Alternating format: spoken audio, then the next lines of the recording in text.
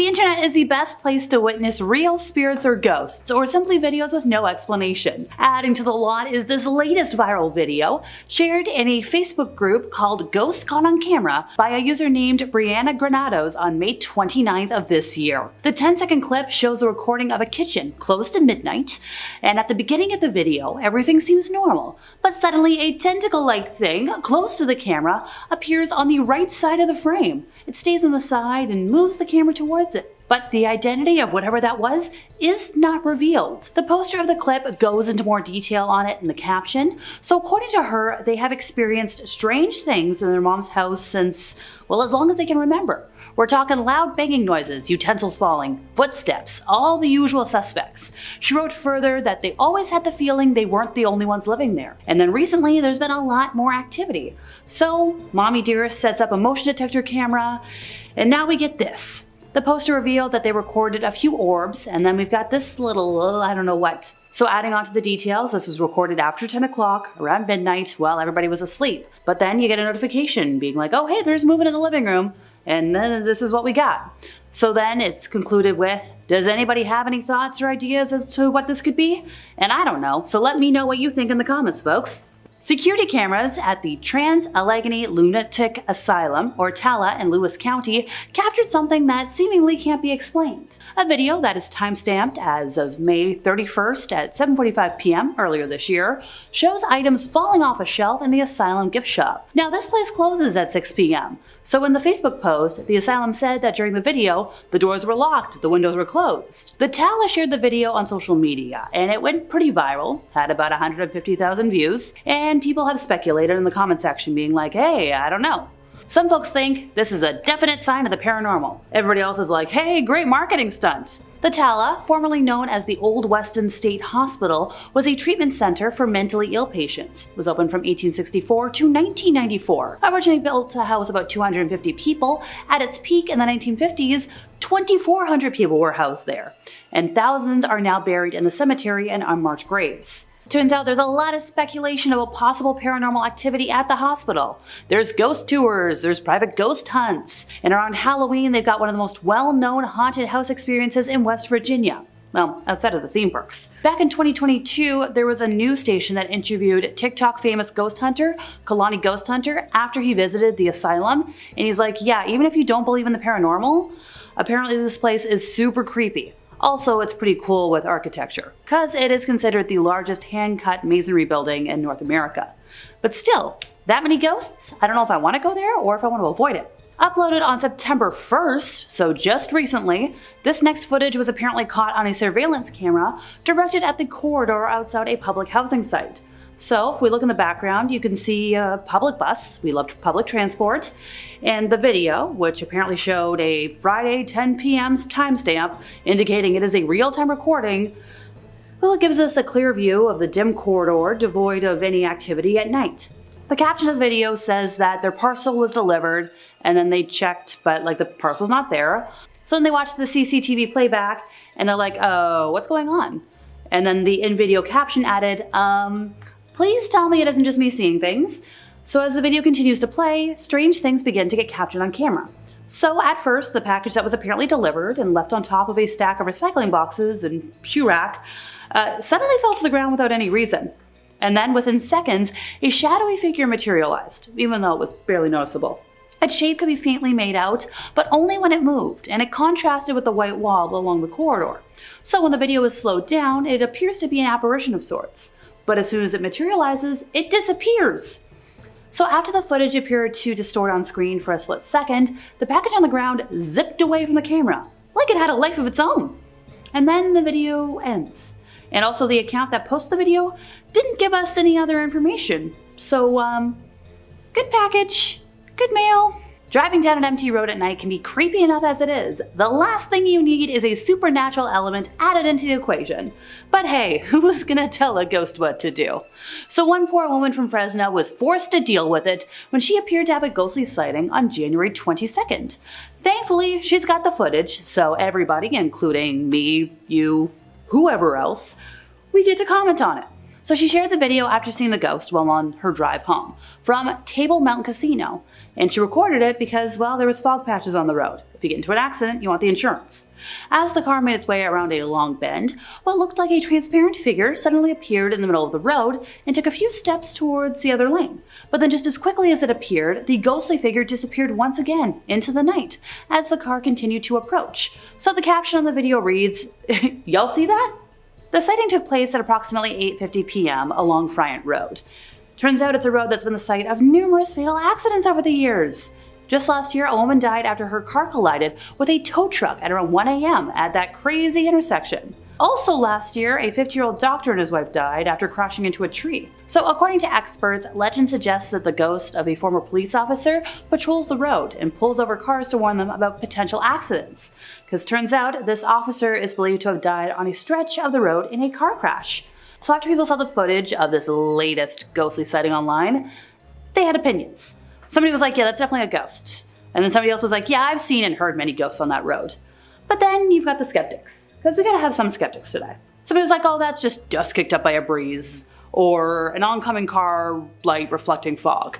Look, some folks think the footage might even be edited, but like, whatever the explanation for the footage, it definitely serves as a good reminder to, hey, be careful when you're driving. Just keep an eye out. Use your eyes, folks. Life after death is one of these several mysteries that have consistently generated human curiosity for like generations. Some believe in the existence of the soul after death, while others think that the soul of a dead family member wanders around, near and dear for a few days, even though there's no scientific proof. I believe it. I've had signs. CCTV footage from Michigan back in May created a stir on social media. Why? Well, we could see a ghostly figure appearing to be hovering over and staring at a sleeping person. So according to the report, a mysterious figure was captured on one of the security cameras of John Kripke, a Michigan resident, at his 100-year-old farmhouse. And the incident occurred a month following the death of the sleeping human grandfather. So the scary picture features a ghostly figure hovering over the youngest son, who's asleep on the floor. Now the figure was only captured by one of the cameras installed in the house, one that only takes snapshots instead of recording video. So Kripke shared the image on Facebook, and he's like, I don't know what I got. Literally said, I'm not sure what this is, but one of my inside cameras picked it up. Unfortunately, the inside system does not go into video mode, just snapshots of movement and sound. And to their knowledge, they've never been contacted from the other side or had any strange things happen to them in their house. But they live in a 100-year-old farmhouse, and they're like, yeah, I thought this was interesting. So once again, it hit the Facebook group, Ghost Caught on Camera, and folks have opinions. And mixed opinions at that. Well, a lot of folks believe it to be a spirit. Somebody else is like, maybe it's just a smudge on the camera. And other folks are like, maybe just get out of town. One of the users wrote that he looks like a gentleman, seeing as he's wearing a cap, and it seems like he is looking at the sun.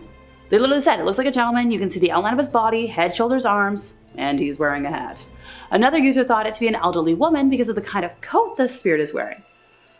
And then somebody else was like, look, the face is so blurred, nothing is clear, what can you know? The Smurl family haunting. Now imagine being yanked awake in the middle of the night, not by a sound, but by the hand that isn't actually there. Fingers digging into your arm, leaving bruises that seem to burn into your skin. That was the reality of Jack and Janet Smurl in Pennsylvania during the 1980s, when their quiet family home transformed into a stage for one of the most disturbing possession cases ever reported. The Smurls moved into their duplex in 1974, hoping for a fresh start. At first, the disturbances were very subtle. Tools vanished from Jack's workbench, a strange odor, something like rotting garbage mixed with sulfur filled the air, but vanished as quickly as it came. Now soon, scratching noises began echoing through the walls at night. At first, they dismissed it as just plumbing, or maybe rodents even, but then the attacks escalated. The family reported that their German Shepherd was thrown against the wall by an invisible force. Loud, guttural growls came from empty rooms. Most chilling of all, Jack himself claimed he was actually attacked in his bed. Scratches and bruises appeared across his body overnight. Janet described being basically by unseen hands while she was basically prayed. Now, the Warrens, the famous paranormal investigators, were brought in after multiple failed attempts at cleansing the house. Ed Warren reported seeing a black, shapeless mass that moved with intelligence, shifting through the walls and flickering out of sight. Lorraine Warren, a self-described clairvoyant, said the house was infested infested with a powerful demonic presence. Even the Catholic Church became involved, but 2 separate exorcisms failed. Neighbors reported hearing screams echoing through the home when no one was inside. Visitors were attacked, scratched, and shoved. The Smurls eventually abandoned the property, but their torment followed them. The family's case became so notorious, it inspired books, interviews, and eventually even a Hollywood retelling. The scariest part? Well, many locals still believe the house carries a curse long after the family moved away. The Enfield Poltergeist. Now, what would you do if your 11-year-old daughter floated off her bed in the dead of night? For Peggy Hodgson, a single mother of 4 in Enfield, London, this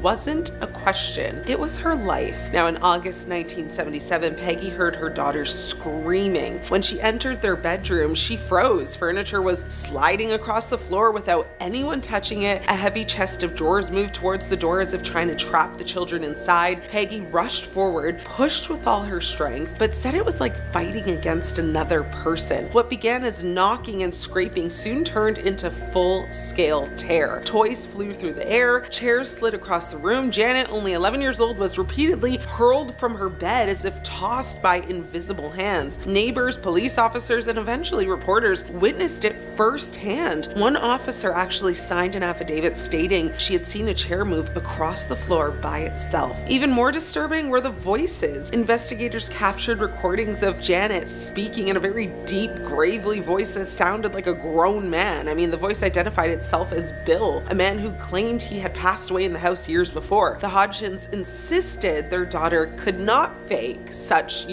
guttural tones, especially for hours at a time. Now, skeptics argued the children may have faked parts of the haunting, and indeed, Janet later admitted to exaggerating some events, but many moments had dozens of credible witnesses. The case attracted worldwide attention, becoming one of the most famous possessions and poltergeist incidents ever recorded. Whether it was a hoax or horror, the Enfield case remains chilling because of how much it was documented. Photographs showed Janet literally mid-air, apparently levitating. Audio recordings of the demonic voices still exist to this day. I mean, this wasn't just whispers in the dark, this was a possession broadcast to the world. The Exorcism of Roland Doe. Now, in the late 1940s, a teenage boy in Maryland became the unwilling inspiration for one of the most terrifying movies of all time, known as Roland Doe. Now, his story would later inspire The Exorcist. But the reality behind the film is even darker. It began with scratching noises in the walls, then objects moving on their own. Now, Roland's family was deeply religious, and when his aunt introduced him to a Ouija board, things spiraled. After her sudden passing,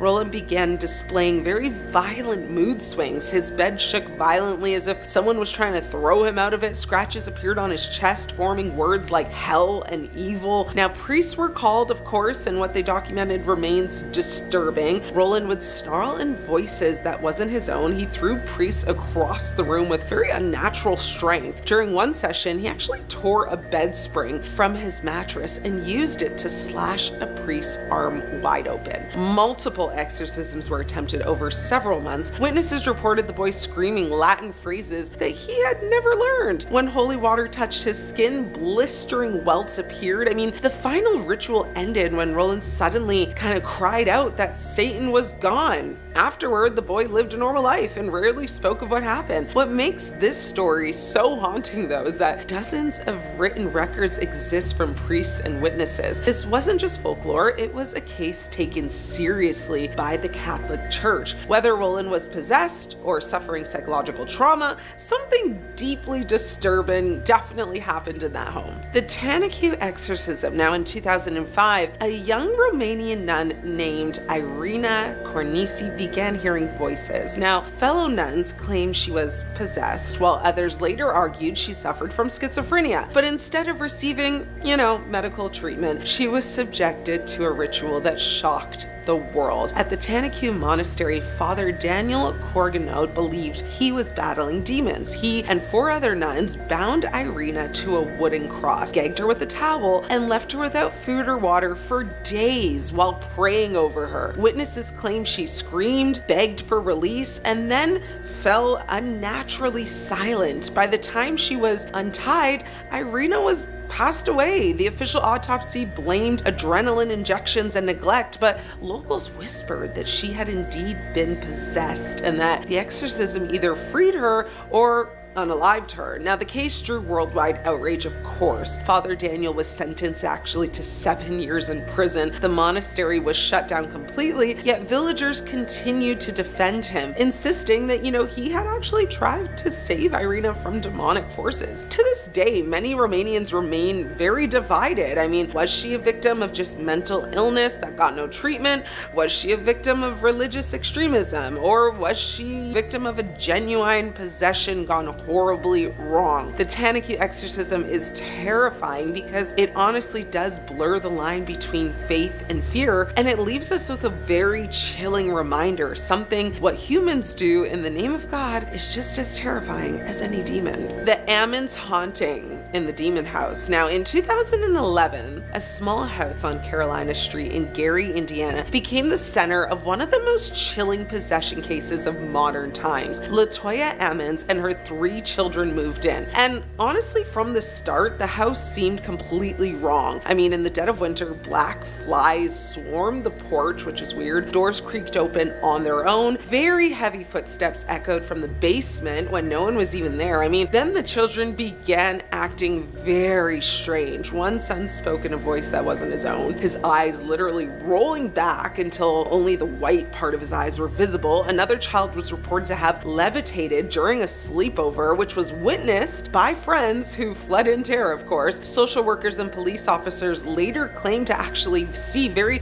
disturbing phenomena themselves. I mean, a medical professional even reported seeing one of the boys walk backwards up a wall in the hospital. I mean, flipping over his grandmother before landing back on his feet. Nurses screamed and they fled the room, rightfully so. I mean, the case was investigated by local authorities, documented in hundreds of official pages of police reports and medical notes. Eventually, the family just fled. I mean, unable to endure the torment any longer, which is fair. The house itself became infamous, nicknamed the Demon House. Paranormal investigator Zach Bagans later purchased the property and he filmed a documentary inside and then had it demolished, claiming it was too dangerous to remain standing. The case is horrifying because of how many professionals, cops, doctors, social workers put their names on the record, swearing they had seen things science just simply could not explain. To this day, the Demon House remains one of the most compelling modern possession cases ever reported. There was actually a movie recently, I think that's on Netflix, so go give it a watch. I did. I think it's called Deliverance. It was good, so give it a go. But which possession is gonna keep you up tonight? Hopefully you can get some sleep. I know I probably won't, but hopefully you do. I'm your host, Ashley. I'll see you in your nightmares. Thought you knew all of Ed and Lorraine Warren's forbidden cases? Think again. These case files have finally been exposed and I'm digging into them. Lock in, friends. The Perron family haunting, Bathsheba's curse. Now, if you've ever felt someone watching you in your own home, multiply that by 10, and then imagine that someone wants you gone or deceased. Now, the Perron family lived through it for years inside a farmhouse where shadows whispered, beds levitated, and a spirit that once nursed children began trying to harm them. In 1971, Roger and Carolyn Perron, along with their 5 daughters, moved into an 18th century farmhouse in Harrisville, Rhode Island. Now, at first, it seemed like a charming old property, but soon the family realized they weren't alone. The girls reported hearing voices in the night, objects disappeared, doors slammed without warning, and the family dog refused to enter the house. The most frightening presence was a womanly figure in a gray dress, often described as tall, thin, and with a crooked neck. The Linda Vista Community Hospital, located in Los Angeles, California. Linda Vista Community Hospital is a former hospital located at 61030 South Street, St. Louis Street in Los Angeles, California. Now, it's in the Boyle Heights neighborhood. The hospital was originally constructed for employees of the Santa Fe Railroad and called the Santa Fe Coastlines Hospital. Now, the hospital gained notoriety as one of America's most haunted hospitals, originally treating gang violence victims in the 1970s and 1980s. The hospital closed in 1991. After its closure, the hospital became a very popular filming location for productions, including films, TV shows, and music videos. It has also become the subject of several paranormal investigations. Now, the hospital was sold in 2011 and converted into a low-income senior living facility called Hollenbach Terrace in 2015. Linda Vista Community Hospital is widely known for its alleged hauntings. Many visitors have reported hearing footsteps, moaning, and groaning even after the hospital was closed down. Some claim to have seen shadowy figures moving around the premises, especially in the emergency rooms. Now, a ghostly figure resembling a doctor pacing the corridors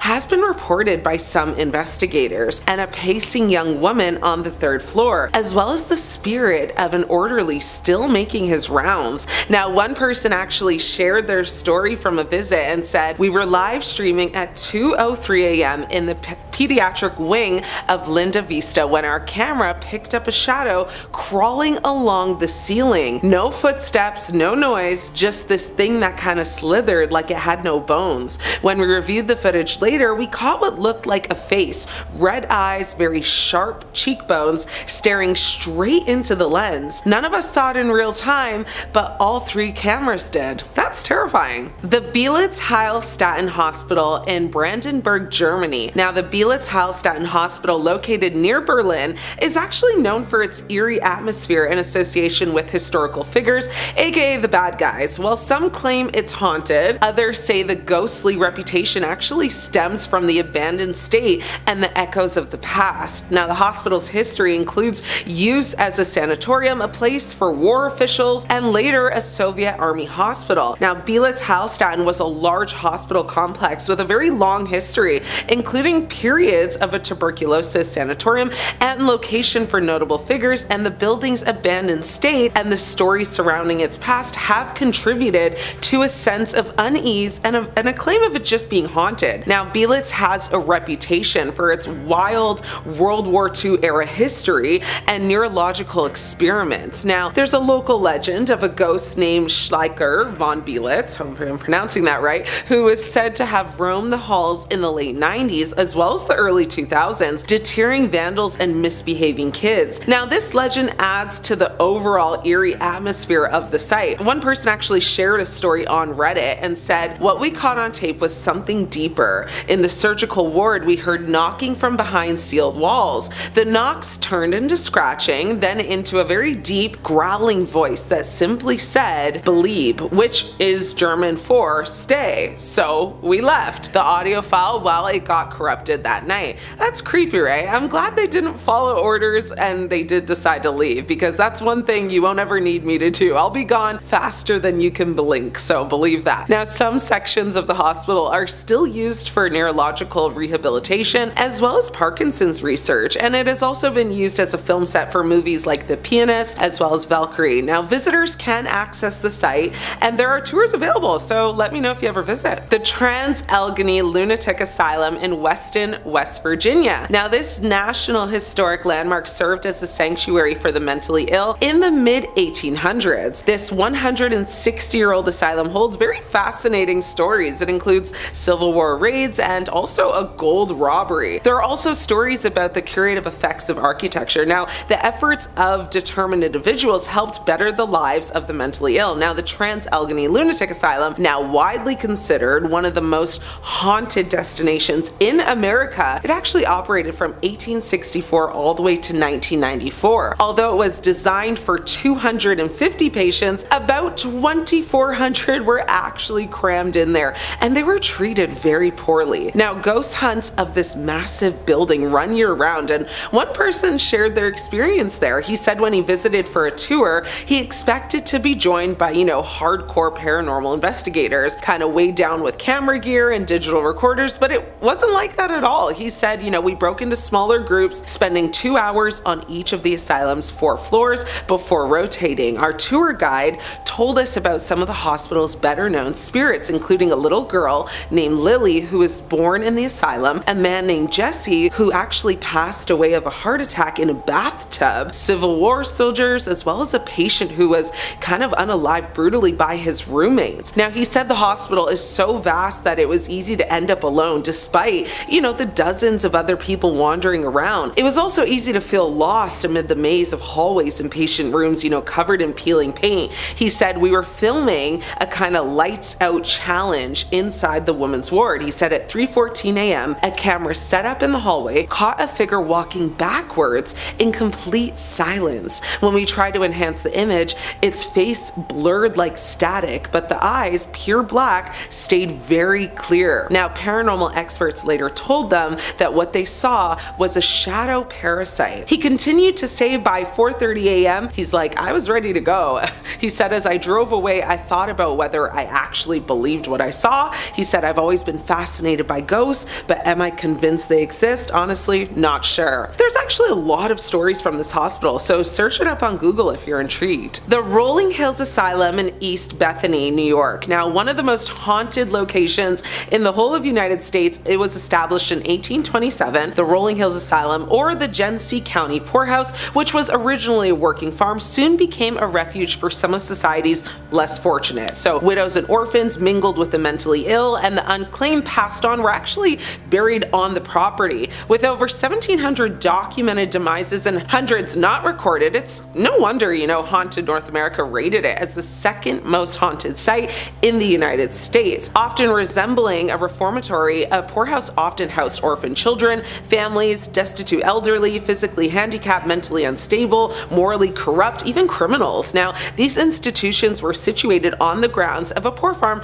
on which, able-bodied residents were actually required to work. Such farms were, actually very common in the United States in the 19th and early 20th centuries. Now, a poorhouse was a government-run facility for the support and housing of dependent or just needy persons, typically run by a local government entity such as, a county or a municipality. Now, institutions of this nature were widespread in the United States prior to the adoption of the Social Security program in the 1930s. Residents were referred to as inmates, no matter, why they were housed there, and those physically able-bodied would have to work the farm, and many actually built and made wares to sell, to help offset some of their living expenses. Now, the raising of Holstein's pigs, draft horses, chickens, and ducks, raising vegetable and fruit crops, canning jams, jellies, meats, that was all part of their chores. One visitor shared their visitation story online and said, I was standing in the solitary confinement corridor when a deafening scream erupted from the far end. The problem? Well, that hallway had caved in years ago, but the camera caught the scream echoing, bouncing unnaturally as if it came from inside our own equipment. The audio waveform even shows a second, much deeper voice overlapping the scream, like something was inside of her. Well, as creepy as that is, I bet some of you would still like to visit, am I right? Well, there's an upcoming event on June 4th. It's about 5 hours and it costs about $600. So if you've got the nerve, the time, and the money, check it out and thank me later. No one, not even the biggest enthusiast, can accurately explain what you're about to see. The Melting Man, a video that was captured and posted online, shows what appears to be a man, or at least an entity as they called it, walking through a metal gate. Could this be a genuine shapeshifter? Many believe so. As the video starts, what you see is a smaller looking entity approach the gate, and then its transparent body simply just walks through the gate, melting completely through. It's as if the gate was never even there. Now, in the video, you can actually hear the men talking in another language that's not English, but what they said is, he never moved it. It didn't move, referencing the gate. Another man then says, oh, didn't it? The first man then says, the iron gate never moves, see? And as the entity gets closer, it starts to take shape into something that looks distinctly human, but not quite. Now, the two men watching were completely sure that they were witnessing a shape-shifting creature called an Aswang, and it may be on the hunt. A lot of people who watch the video do believe that it is a genuine shapeshifter, but some people called out that the footage was bad quality, and therefore, this just might be a hoax. The Pigman. This footage is as creepy as it is intriguing. There were fears and rumors circulating that a shapeshifter had entered the city. Now, this hidden camera situated above an alleyway captured captivating proof of the Pigman, as locals were beginning to call him. This shapeshifter enters the frame appearing as some sort of hog or pig-looking creature, just something relatively small. But then just before entering the light, it shifts, rapidly changing and shifting into what looks like just a regular human man, though the small details always take an extra second to be shifted. Now this footage has terrified the neighborhood it was recorded in, and no more footage of this Pigman has been recorded, but maybe he has left the area or decided to be a little bit more careful where he chooses to shapeshift. Once this video was posted online though, many people took to the comment section to discuss it. One person said it was likely a demon because demons can actually shapeshift into virtually anything and everything. They do make a good point, yeah. Now of course there was also a lot of other comments of people just saying it was a green screen and that it's a horribly edited video. Either way, it definitely caught many people's attention, and it's anyone's guess if this is real or not, but what do y'all think though? The shapeshifter in Mexico, a video that was posted online that's very brief but impactful no less, shows what appears to be a shapeshifter running towards something unknown. Now the video apparently is taken in late 2023 in Nava, Mexico. It's not clear where this video came from, if someone filmed it with their camera or if it's like filmed from a home surveillance camera, but what we see is that it looks to be the backyard of maybe someone's home, and you can see two cars parked with no one else around, and it was very clear that what we are watching in this appears to be, you know, in the nighttime. So if you watch closely, what you'll see is a small little figure running forward, but with, you know, within a half a second that it's running, you can watch it get progressively bigger and bigger before reaching the height of a grown human.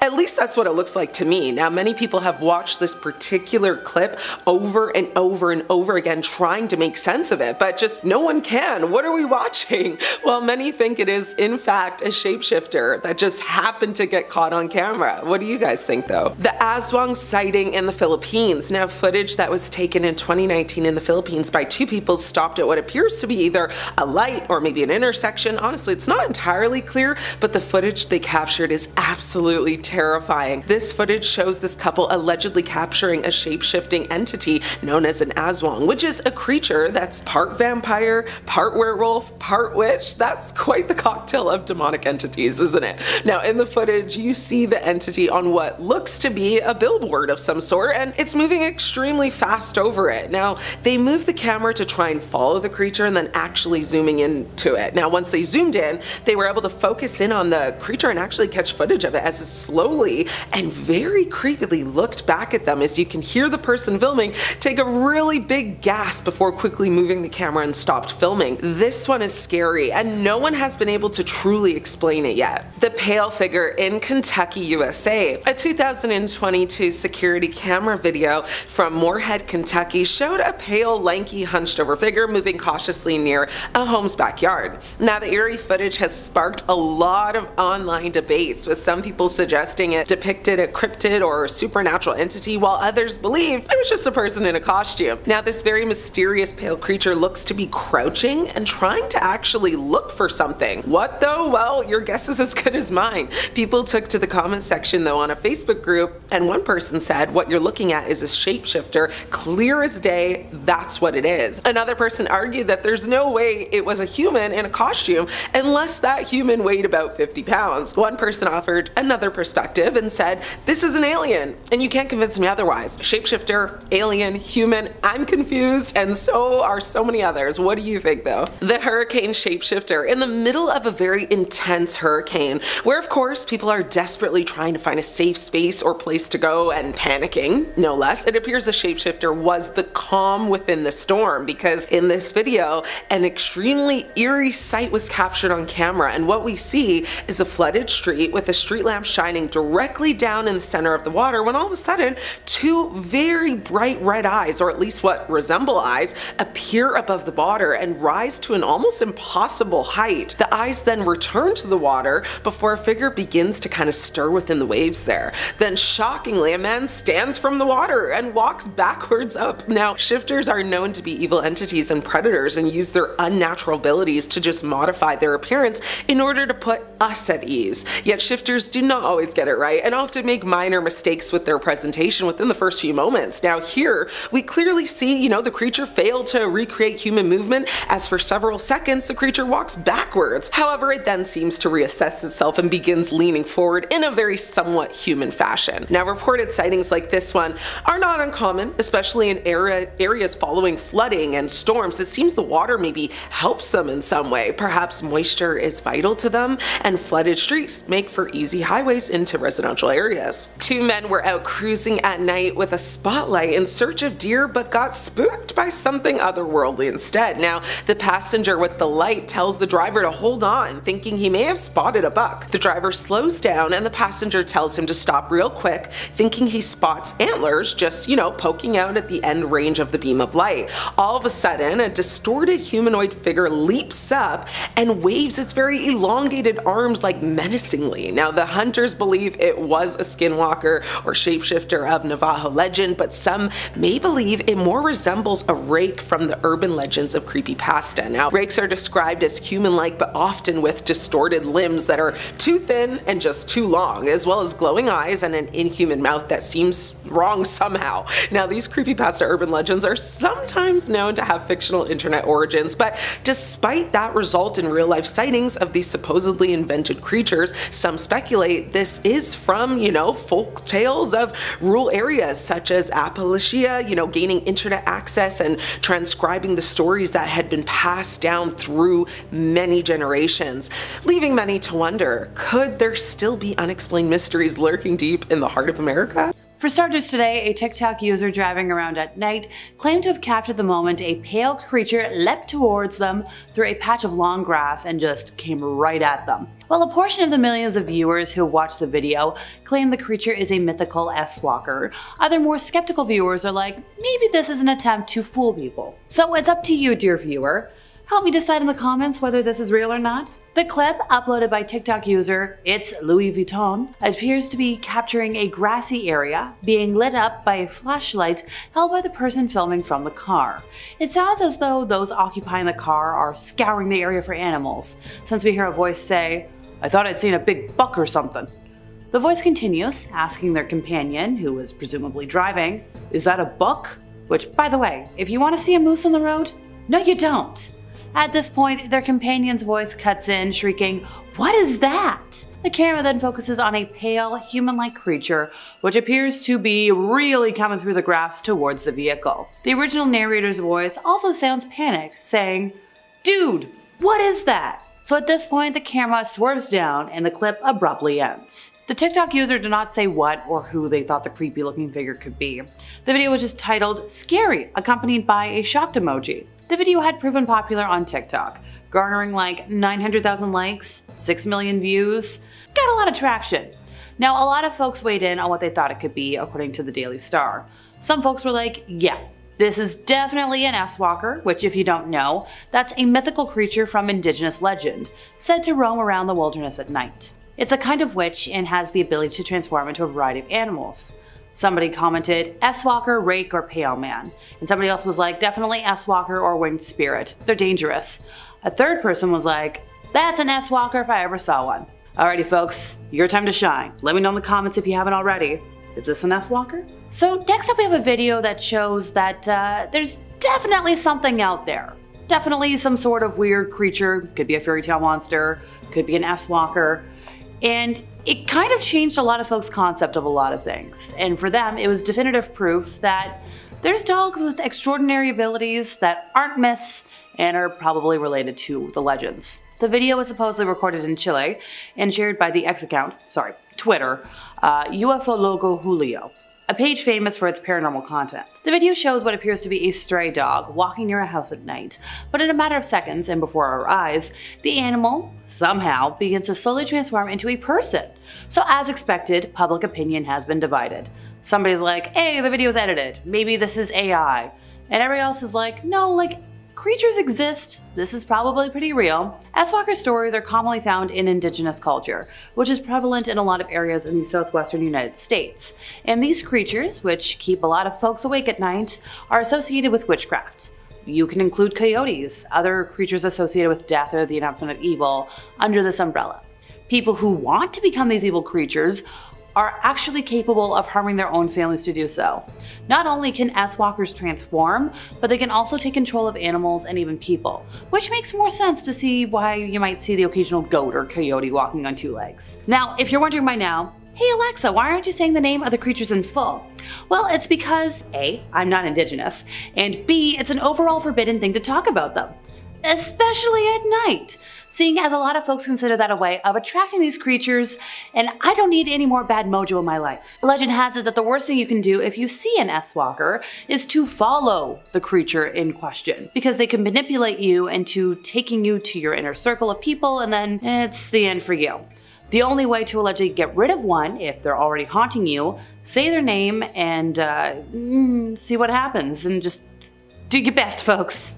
Back in February of this year, a wildlife camera snapped an eerie figure dubbed an elemental, with glowing eyes protruding from the dark of a forest. This haunting creature was picked up on a camera that was set up deep in the woods, but it wasn't meant to capture any sort of weird being of any sinister variety. It was meant to pick up deer tracks. Instead, the folks got this beast. So with glowing eyes and a hunched over appearance, the grim beast appears to have set off the movement tracker and offered up this really unsettling selfie, which then made its way to Facebook. It was specifically a group titled Ghosts of London, and some folks were like, yeah, this isn't a ghost, this is a whole lot more, and we've got problems. Now sure, well, what they consider elementals and ghosts might serve the same purpose to the Facebook group.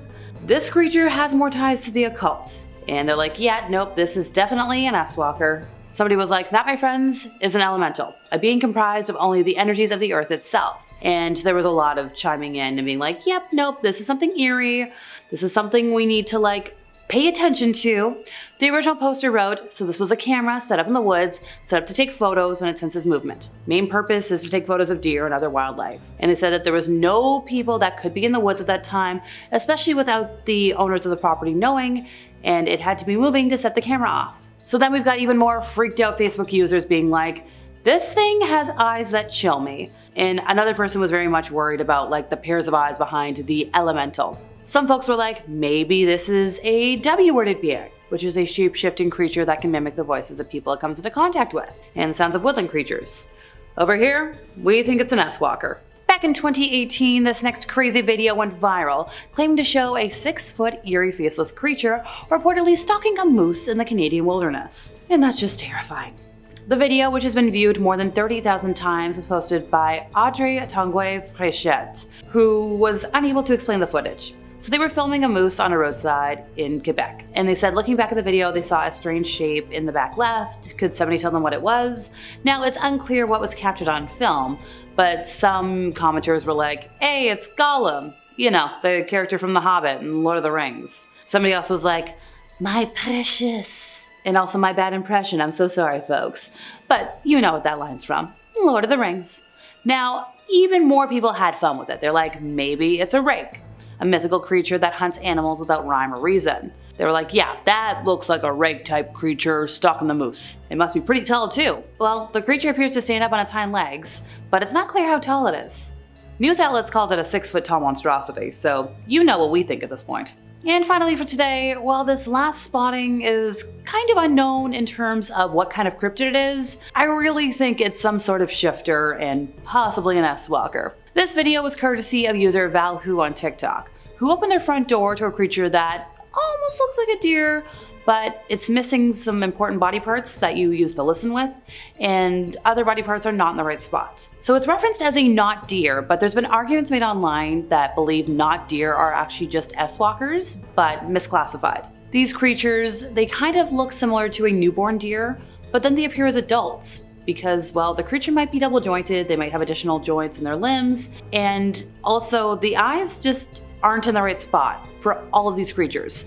They're supposed to be on the side of the head, but they're more in a predator spot, which means shifting. Now, they tend to pop up a lot in Tennessee, and this spotting, though, came from somewhere in Southern California. Life after death is one of many mysteries that has consistently generated human curiosity for generations. Some believe in the existence of souls after death, while others think that the soul of a dead family member wanders around near and dear for a couple of days. Well, CCTV footage from Michigan back in May created a stir on social media, where we see a ghostly figure appearing to be hovering over and staring at a sleeping figure. According to the report, a mysterious figure was captured on one of the security cameras of a John Kipke Kipke, a Michigan resident, at his 100-year-old farmhouse. The incident occurred a month following the death of the sleeping human's grandfather. So the scary picture we have features a ghostly figure hovering over Kipke's youngest son, who was asleep on the floor. The figure was only captured by one of the cameras installed in the house, which only takes snapshots instead of recording video. Kipke shared the image on Facebook, noting his uncertainty about the spirit, saying, "I'm not sure what this is, but one of my inside cameras picked this up. Unfortunately, the inside system does not go in video mode, just snapshots of movement and sound. To my knowledge, I have never been contacted from the other side or had any strange things happen to me in my home, but I live in a 100-year-old farmhouse. Also, that is my youngest son sleeping on the floor. I just thought this was interesting."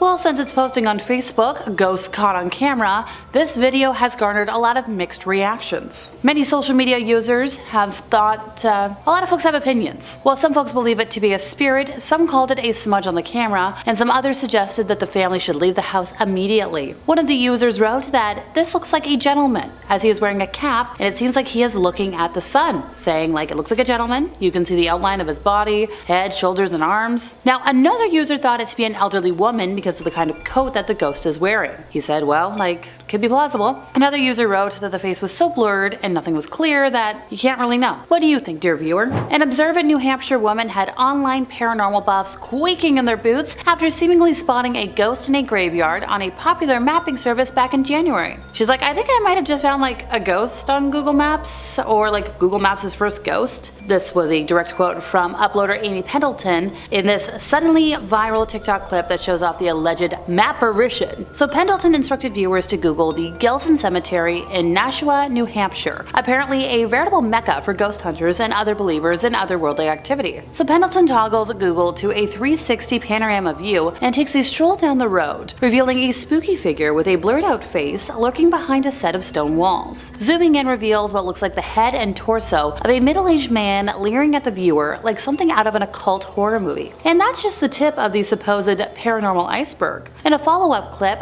the footage shows another, more abstract, shadowy entity standing behind the wall to the left of the original ghostie. Wait, is that another one? That's a ghost for sure, she exclaims as the iconic theme song from Ghostbusters kicks in. That was in the TikTok obvi. The apparent search engine specter caused a stir among paranormal activity fanatics, and this was all online. One commenter said, "That's what they call the gravekeeper. He's very fast." Another was like, "I think I've seen this. Nice." Some folks did speculate that the explanation was more rooted in reality. May have just been someone walking. Are you sure that's not just a blurry guy? Even Pendleton questioned the so-called spectral event, saying, "Google often edits out a person caught by the Google car. The Street View blurring guy maybe did like a, half job. I mean, is it a bush?" Legitimacy of the sighting notwithstanding, Gilson Cemetery has long been a hub for so-called haunted phenomena. Sightseers have reported everything from glowing lights to fog rolling in out of nowhere, like something out of Dracula. Other folks have heard screaming. Some people were even pushed by an unknown entity. Some folks even claimed they saw some spooky passersby, including a woman in a white dress and a small human wandering around the tombstones. Among these strangest sightings is an alleged hole in the center of the grave of Walter Gilson, who died on August 28th of 1811 at a really young age. Driving down an empty road at night can be super duper creepy. The last thing you need is a supernatural element added into the equation. Well, I guess you can't tell the ghost what to do though. So one woman from Fresno was forced to deal with it when she appeared to have a ghostly sighting on January 22nd. Now thankfully she did at least have footage of the scene to allow other people, such as ourselves, to share in her experience. She shared the video after seeing the ghost while on her drive home from the Table Mountain Casino, which she recorded due to the fog patches lingering on the road that night. As the car made its way around a long bend, what looked like a transparent figure suddenly appeared in the middle of the road and took a couple of steps towards the other lane. Just as quickly as it appeared, the ghostly figure disappeared once again into the night as the car continued to approach. A caption on the video reads, "Y'all see that?" The sighting took place at approximately 8:50 p.m. along Fryant Road. This is a place that's been the site of numerous fatal accidents over the years. Just last year, a woman died after her car collided with a tow truck at around 1 a.m. in the morning. Also last year, a 50-year-old doctor and his wife died on the road after crashing into a tree. According to local sources, legend suggests that the ghost of a former police officer patrols the road and pulls over cars to warn them about potential accidents. Now, this officer is believed to have died on a stretch of the road in a car crash years ago. Back back to our footage. What did the viewers have to say? Well, one person said, definitely a ghost. Somebody else was like, yep, I've seen and heard many ghosts on this road. But then, of course, you must consult the skeptics. More than likely, dust just kicked up by a breeze. Looks like oncoming car light reflecting fog. Some viewers have claimed the footage is edited, but whatever the explanation, just be careful when you're driving, folks, especially at night. Another woman's spine-chilling kitchen footage has stirred up quite the frenzy online, with a lot of folks being like, okay, this one's real. The clip we have opens to an ordinary nighttime scene, about 10:15 at night. Everything's pitch black, there's nobody around, but in a matter of seconds, a long, thin claw grabs the camera lens and drags it to the right. Viewers never see who or what the culprit was. We always had a feeling we weren't the only ones there, said the woman who posted it to Facebook. My mother wanted to see if she could find out more as to where some noises were coming from, decided to set up a motion detector camera in her home a couple of days prior. She has caught a few orbs, which tend to be energy connected to ghosts or spirits, and this was something completely new. They asked, like, anyone have any other thoughts or ideas as to what this could be? Seems to be see-through. Also sounds like it maybe taps on the camera. Let me know in the comments what you think. And finally for today, a routine drive turned into a scene straight out of a sci-fi movie for a Canadian couple as they encountered pulsating lights as bright as the sun hanging in the sky over in Manitoba. Justin Stevenson and his partner Danielle were left awestruck by the mysterious phenomenon. So the video that we have today, that was shared by the couple on social media, shows these dazzling lights that are super bright like a fire, hovering over the Winnipeg River. Stevenson, a self-proclaimed skeptic of the paranormal, was left speechless. Yo, I think we're seeing some aliens for real, he can be heard saying in the footage he captured of the encounter. The couple pulled over, very smart, as they trained their eyes on the two sun-like orbs dancing in the twilight, when another set of bright lights materialized nearby. It felt like we were in a sci-fi movie, Stevenson told a local news outlet. The sighting sparked quite the frenzy on socials, because this video obviously went viral, getting about 650,000 views. And there was a lot of debate. Is this a military flare? Is this a clear shot of a UFO? One person was like, might just be these new military mega flares used for illumination, usually search and rescue. Whereas somebody else was like, I'm not saying it's aliens from outer space, but I really can't see lights from a high-rise being the culprit. And then of course we have the skeptics being like, yeah, no. But at the end of the day, the true nature of the lights remains a mystery. Everybody on socials is like, maybe it's a disguised jet, maybe we don't know. Is Queen Elizabeth haunting Windsor Castle almost 2 years after she died? Well, according to a royal superfan who was on the premises as the building is open to the public, the late monarch was apparently captured in some snapshots they had taken. Radar Online reported that the visitors spotted a white flash in their lens while taking photos inside the castle. Kind of similar to an orb. Now they say I'm not a believer in anything beyond the grave, but I don't think there's any arguing with these images. I am fully aware people will say this could be a trick of the lens or a light flash or whatever, but I've looked into it and it's highly unlikely the form of my image is any of that. It's clearly the Queen's spirit and she looks so unsettled. You can tell by the expression on her face. She looks like she's in limbo and lost. They added, I'm a royalist, and it was sad for me to think she is wandering around forever, just dressed in one of the outfits she used to wear on state visits. You can see she's got the old handbag, coat, and hat. I'm stunned I captured this, and it's no wonder she's troubled. Look at the mess her family's in. She used to be the glue that held the institution together, and she now looks anguished over what is happening to it. What do you think? Is the Queen haunting us? This horrifying footage shows the dramatic moment a 100-foot wide sinkhole swallowed up a soccer pitch in just a matter of seconds. So this terrifying video emerged from Illinois in the US, showing just how quickly things can go from being fine to being like a scene from an apocalyptic movie. So in this particular case, two perfectly good artificial soccer and football fields were destroyed in just 5 seconds. Nowadays, a crater sits in the middle of Gordon F. Moore Community Park in the city of Alton, but I guess things could have been a lot worse. Fortunately for everybody, the pitches weren't in use, because if they were, anybody within a couple of feet of the sinkhole would not be here today, going off of the sheer ferocity that the floodlight was thrown into the gaping hole. But how does something like this even happen? Also, what is a sinkhole? Like, we've all heard this word. And well, yes, we do know that it is a hole that randomly appears in the ground, or at least it's random to us. I think that's the extent of my knowledge. What about you? So a sinkhole is a depression in the ground that has no natural external surface drainage. Long story short, this just means that when it rains, all the water stays inside the sinkhole and typically drains into the subsurface. And according to the United States Geological Survey, or USGS for short, they're most common in what geologists call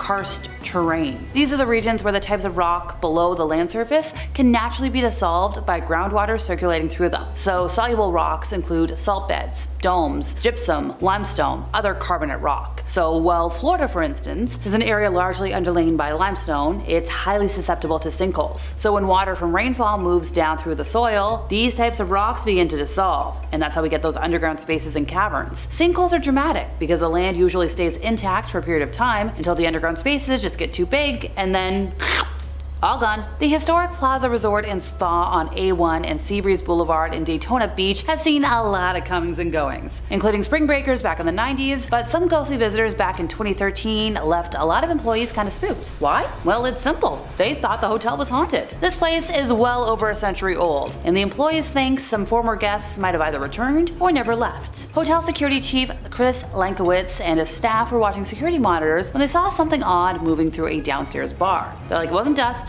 wasn't a flashlight, there was nobody on property causing stuff to mess with, other employees. Apparently this apparition moved about, changing sizes, and when a guard went down to check, the ghostly presence was hiding. There was nothing around. And even though the guard couldn't see anything, he felt something. And later, on the security video, the apparition almost took on the shape of a person and then bolted. Employees said there have been strange sightings and sounds from all corners of the hotel, the hallways, the bathrooms, and even hotel rooms. Kinda like room 1111, where a guest apparently fell to his death from a balcony about 7 years before. According to the head of security, he's like, I've had doors held, like you're pulling on a door and the door is not locked, and you walk in and there's nobody in there. So because of the scary activity in the bar and other suspicious activity, a paranormal investigator was supposed to pay the hotel a visit and even stay in one of these supposedly haunted rooms. But sadly, I couldn't find any records of her investigation, so let me know in the comments if you know anything. A homeowner was left stunned when he went onto his home security camera footage after his dogs were persistent barking to find a spooky figure outside the home. Retired professional driver Corey Fletcher from Minnesota, USA, was kind of confused when his dog named Diva began barking persistently at the door, which normally indicates somebody's outside. However, when Corey went to check outside his house, he didn't see anything. And he's like, okay, what's my dog barking at? Corey was like, alright, we're gonna do the rational thing. We decided to check the footage, seeing as our living room window was open and Diva was barking up a storm. Now, according to Corey, Diva never barks at anything unless specifically there is somebody right at the door. So when she barks, they assume there's somebody at the house. But the barking wasn't stopping. When Diva kept making a fuss, Corey was like, okay, let's check the security camera footage. Maybe somebody played Ding Dong Ditch, and he was kind of shocked at what he saw. The footage appears to show a strange, translucent figure walking past his home. And things got spookier when Corey realized that the camera had not picked up any human movement, because when it does that, it kind of circles them to pinpoint. But during this footage, there was no anything, just the silhouette of this strange figure. So Corey was like, when I went looking outside, there was still no one there. But he came back inside and Diva was still intensely looking outside. And that's what made him check the footage. And we don't know if the creature ever went away, but hopefully Diva gets some peace. And finally for today, Canadian tourist Elisa Lam was enjoying a lovely vacation to Los Angeles in the beginning of 2013, having chosen to stay in the infamous Cecil Hotel for its reasonable pricing while she took in the sights, including a trip to the San Diego Zoo, a taping of Conan, all of which she documented on social media. So initially she was assigned a shared room on the hotel's 5th floor, but then her roommates were like, she's kinda weird. So she was moved to a room of her own after 2 days. According to Amy Price, who was the manager of the hotel at the time of Elisa's disappearance, she was leaving notes for her roommates that said go home, go away. She would lock the door, ask for a password. She wasn't doing so well. She contacted her parents in British Columbia daily while traveling, up until the day she went poof. On January 31st of 2013, the day she was scheduled to check out of the hotel, her parents didn't hear from her, and they called the Los Angeles Police Department and made the decision to fly to LA and figure things out. So Katie Orphan, manager of the last bookstore, was the only person who saw Elisa that day, describing her as outgoing, lively, very friendly. She was buying gifts to bring home to her family, and Katie recalled a conversation they had about how heavy certain books would be to carry around for a day. Well, what happened? Police were searching the hotel, well, to the extent that they legally could, and they searched her room. They had dogs go through the building, including the rooftop, but they couldn't find her scent. Since the police didn't have, probable cause that any sort of crime had been committed, they couldn't search every room. Well, on February 6th, a week after she had been declared as missing, the police were like, okay, maybe we need to do a bit more. So they posted flyers everywhere. They posted stuff online. They were like, okay folks, help us find scam this girl. Interest in her disappearance increased on February 13th when the LAPD released security camera footage of her behaving erratically in the hotel elevator on the last day she was seen alive. And that was the footage we have for you today, and it went viral. During the search for her, guests at the hotel began complaining about low water pressure. Some folks were like, why is this water discolored? Also, it really tastes wrong. Well, on the morning of February 19th, Santiago Lopez, a hotel maintenance worker, found her body in one of 4 1,000-gallon tanks located on the roof that provided water to guest rooms, kitchen, coffee shop. And through the open hatch, he sadly saw her body. The tank was drained. It was cut open because apparently its maintenance hatch was too small to accommodate the equipment needed to remove the body, leading a lot of folks to wonder, how did she even get in there? Now, I'm not going to go into any graphic detail because no thank you, and I don't know why that information is even out on the internet. You can look that up yourself, but there's no evidence of anything traumatic, nothing suggesting she took her own life, no force. Toxicology tests showed traces consistent with prescription medication that was found amongst her belongings, and some non-prescription stuff that was kind of common. Now, there's a very small quantity of one substance, but nothing crazy. Number 5. La Llorona. Have you ever heard the legend of La Llorona? If you're a top 5 scary fan, most likely, because I know for a fact I've mentioned it once or twice in a video before, it's a very commonly repeated old folktale, and it's shown up in countless movies and TV. It was just made into a movie that was connected to the Conjuring series. But if you missed out on all of that, the short version of the legend of La Llorona is a Spanish ghost who is said to have cast her own offspring into a river and drowned them in a manic fit. We've all had bad days. When she realized what she had done, she cast herself into the water as well, but was cursed to spend eternity searching for her young wherever a body of water is found, calling out into the night, known for a wail and a cry. It's why she's called La Llorona, the weeping woman. She appears all in white with long black hair and is recognized for her cry and appearance. Take a little sip. You entertain yourself back there for a minute. Now think about all of that while we watch this next clip, posted to Reddit titled, "My mom is in Mexico right now." And tell me if this doesn't make you think of La Llorona just a little bit, or like a lot bit. While walking late at night, a traveler comes across a strange white figure that seems clad in a long robe or a dress, moving in a way that makes them seem like they're not of this world. This white dress shining through the otherwise dark night. So what do you think, my faithful YouTube commenter audience? Is this proof of a ghost caught on camera, proof of an old legend walking among us, or is someone just putting the effort into a really complicated hoax? And if you're looking for more videos that might be hoaxes or might not be, Top 5 Scary has all of that and then some. We've got just about everything freaky you could possibly do a top 5 list on. Conspiracies, aliens, cryptids, true crime, fake crime, ghosts, another scary thing. We've got it. So hit that subscribe button, make sure you hit the bell, but please, would you kindly do that at the end of this video, because I got some more scary ghosts coming right up for you. Number 4, Oxford Castle. Stuart James is an amateur paranormal investigator and a spiritual enthusiast who's posted a few of his findings of strange happenings to the internet. Now, a lot of things he posted could find their way onto this list, but it was this video of him exploring Oxford Castle and prison that had my hands turning cold and clammy. More so than usual, I mean. Once standing as a medieval castle, the castle was mostly destroyed in the English Civil War. By the 18th century, was rebuilt to serve as Oxford's local prison. Now, a new prison was built on the site from 1785 and remained in operation all the way until 1996. With a few hundred years of visitors passing through its cold stone walls and spending their last days behind bars, is it much of a surprise that it's said to be haunted by the ghosts of some of the long-term residents who just can't seem to break free of prison life? As such, it's a popular spot for fledgling ghost hunters to go looking. The prison actually even offers ghost hunting packages and overnight adventures if you're looking for that sort of thing, but why don't you watch the clip first before you make any decisions? Did you see it? While looking through the glass window pane through a door, a face can be seen clear as day. James said as soon as he saw the face in the window, he and the rest of his team ran to the hills out of the prison, fearing what they had encountered and preferring to look the footage over later in the safety than spend another minute there. What do you think? Because I think I would do pretty much the exact same thing. I mean, I'm watching this video from the comfort of my office in a cozy little recording studio, and it was still enough to put my hair on end. I can't imagine that happening to you in front of your face and being able to keep a straight face, let alone dry jeans, and you're cool. I'd probably be on the first train out of Oxford and the rest of my days salt circling just in case. Number 3, the trampoline. Have you ever seen The Ring? Probably not, because if you saw the movie The Ring, you would have died roughly 7 days after that, and you wouldn't be able to watch all these lovely videos. I'm just kidding, of course. It's not haunted.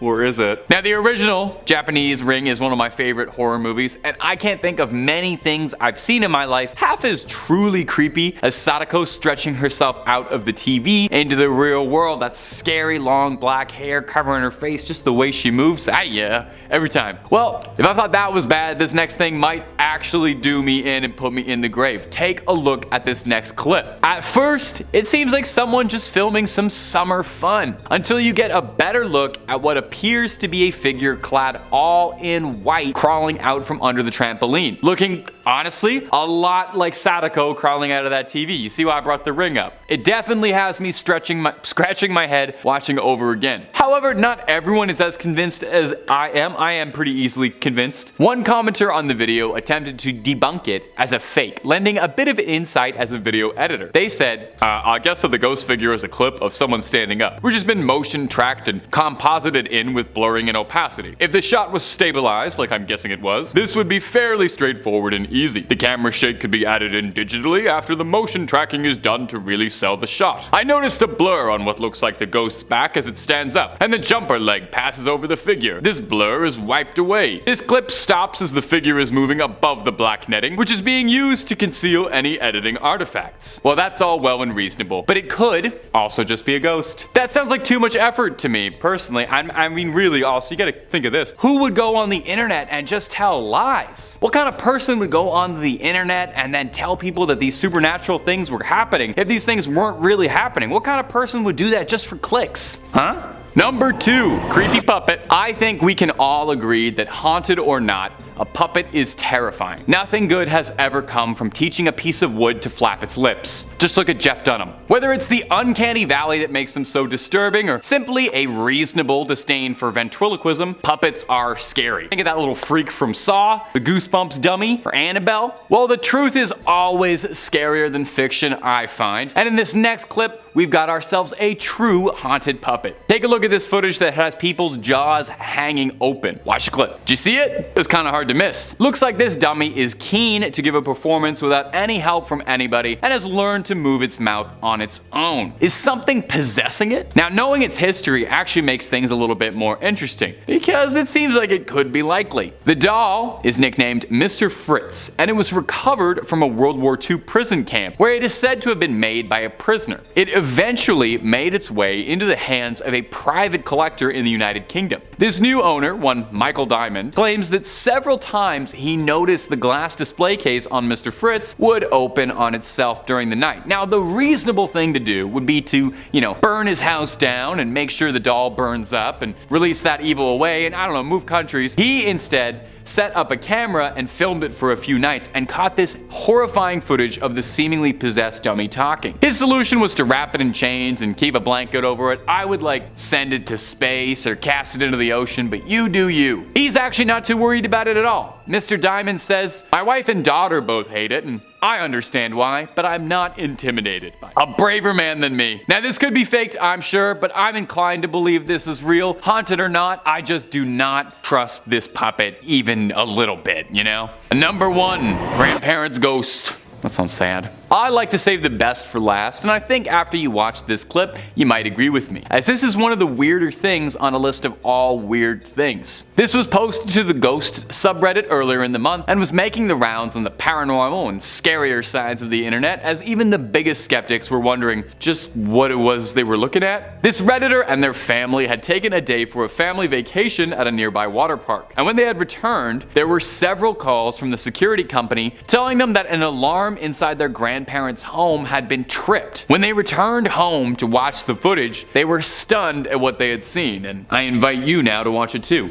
As you could probably see, there's clearly something going on in that house that's a little more powerful than just the wind or a trick of the light. And hey, don't start telling me this is just an orb of dust floating by the camera lens, okay? There is something seriously wrong going on in here, and I think they need to dial an exorcist. The doors of the living room mysteriously shut by themselves, at the same time that the lamp on the table is flickering out like crazy. You keep watching the video, you also see a bowl moving by itself and a chair being dragged across the floor. All things that are like a checklist if you're going through to check if your house is being haunted. That's typical poltergeist behavior. Now, some people were a bit skeptical, suggesting this could very likely have been doctored or faked just to get some attention, but he did post a follow-up afterwards to provide just a little bit more context. He said that he did some digging into the history surrounding his house and the neighborhood. Found out that he lived in the town Napoleon grew up in. That's pretty cool. But more interestingly, he found that the house that his grandparents lived in used to be two houses that were converted into one. And in the other one, there was a story of a man taking his life. So could this be a sign of his spirit passing through something, walking through the worlds? Or is this all just a complicated scheme for some upvotes and clicks? You let me know down below in the comments, my friends. Number 5, Brazil.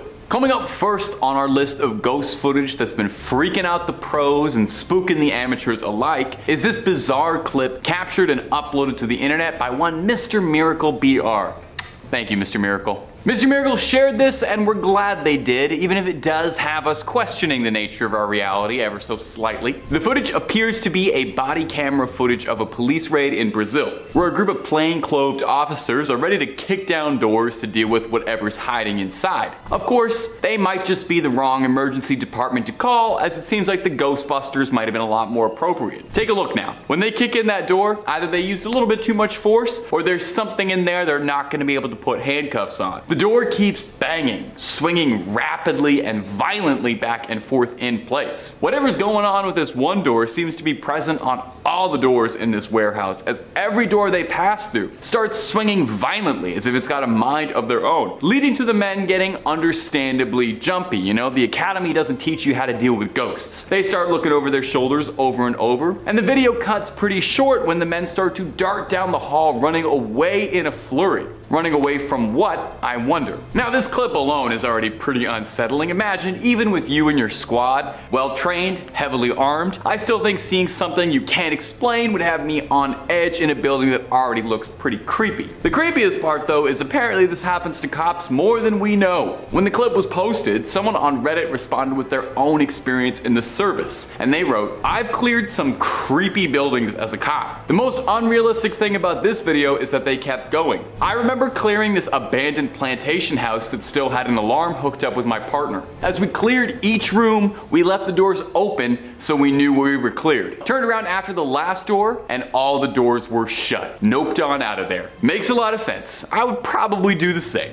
And if you're looking for way more videos about ghosts, goblins, ghouls, and basically everything freaky above the sun and below it, Top 5 Scary is the place to be. Hit that subscribe button, please tickle that little bell if you wouldn't mind, but do that after this video, because we got way more ghost sightings coming up for you right now. Coming in at number 4, back in the late 1930s, on an especially dark evening, a nun was driving a school bus filled with children home after a field trip. They were heading down Shane Road, but when approaching the railroad crossing, the bus abruptly stalled out on the tracks. Most of the students were sleeping, so the nun was quietly attempting to start the engine back up, when a train emerged, seemingly out of nowhere, as its headlamp was burned out. Something that probably, hopefully, wouldn't happen anymore. It was too late to evacuate the children, as the train was moving way too fast. The nun, desperately and frantically, turned the key, making one last attempt to restart the bus, just as the train smashed through the bus, cutting it in half. The nun was thrown through the windshield, but miraculously survived. The rest of the folks on the bus weren't as fortunate and passed from the event. A few weeks later, the nun, guilt-ridden and heartbroken, returned to the site of the accident, filled with guilt and wanted to end her life. She parked her car on the tracks and sat there, waiting for the next train to come along. Later, when a train came into sight, speeding down towards her. In the same way as that tragic night, the nun began to hear some familiar voices. Then,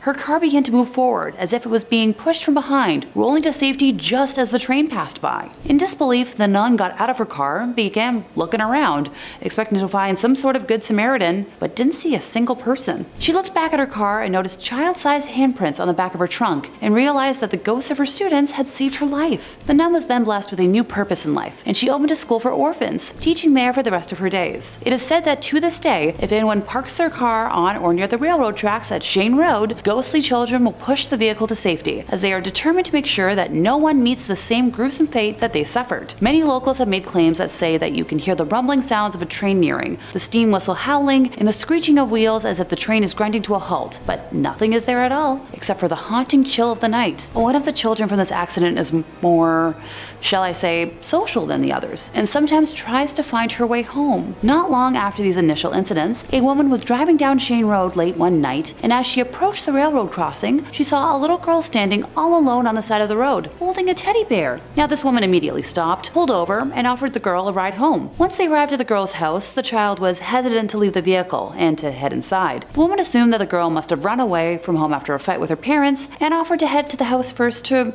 reassure the family. When the woman got out of the car, she looked back to give the child a reassuring smile, but the girl had completely vanished. She quickly reopened her car door, but no one was there. However, the seatbelt was still fastened. The photo evidence we have from this tale shows the little girl waiting by the tracks, just wanting to get home. Our next weird clip for you is going to be this footage that was uploaded to the Ghosts subreddit. It's got investigators talking and viewers pausing to try and understand just what's going on. And a shout out to the Ghosts subreddit. Thanks for doing most of the heavy lifting on my job. Now you might think that ghosts and spirits only come out to play at night, but when the weather's nice, even the ghosts and ghouls and all things malevolent come out to soak up some rays. Let's give that clip a quick watch.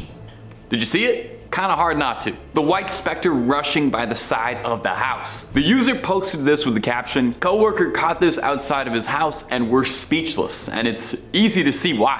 What is it that's been caught on camera sprinting by that house? Now there's definitely something mysterious here. I get the same vibe off this mysterious entity that I do like the Fresno night crawlers, to shout out one of my favorite cryptids and unknown paranormal mysteries. I can't explain what's happening, and I know there's probably a reasonable scientific explanation, but I'm not finding it right now. Now, not everyone is as convinced as me. I'm very easily swayed. Some commenters had suggested that perhaps this could be a small animal like a monkey running by really fast, or a parrot flying by really, really fast. You'll have to let us know down below in the comments whether or not you think this was proof of a spectral entity caught on security, or if this is just a funny little creature monkeying around. For what it's worth, and I think we should take this seriously, I think a monkey could be a ghost. As far as I know, monkeys can become ghosts. I've never seen someone disprove this. I've never seen someone prove this either, but this might be that proof we need. In second place, we have Johnny Johnson. While Toys R Us may no longer exist as a physical store in the United States, I think, I'd like to travel back to the 70s when it did. Located in Sunnyvale, California. No, not Sunnydale. No Hellmouth here, I don't think. Toys R Us decided to build a store over the property of a former ranch. Honestly, pretty normal sounding so far, right? Staff and customers alike began to report multiple incidents of what they believed to be a haunting, ranging from hearing their names whispered to them, or feeling cold breezes, and seeing objects moving around on their own. The woman's bathroom, in particular, seemed especially spooky because the sink's faucet taps would turn on by themselves. Oh, and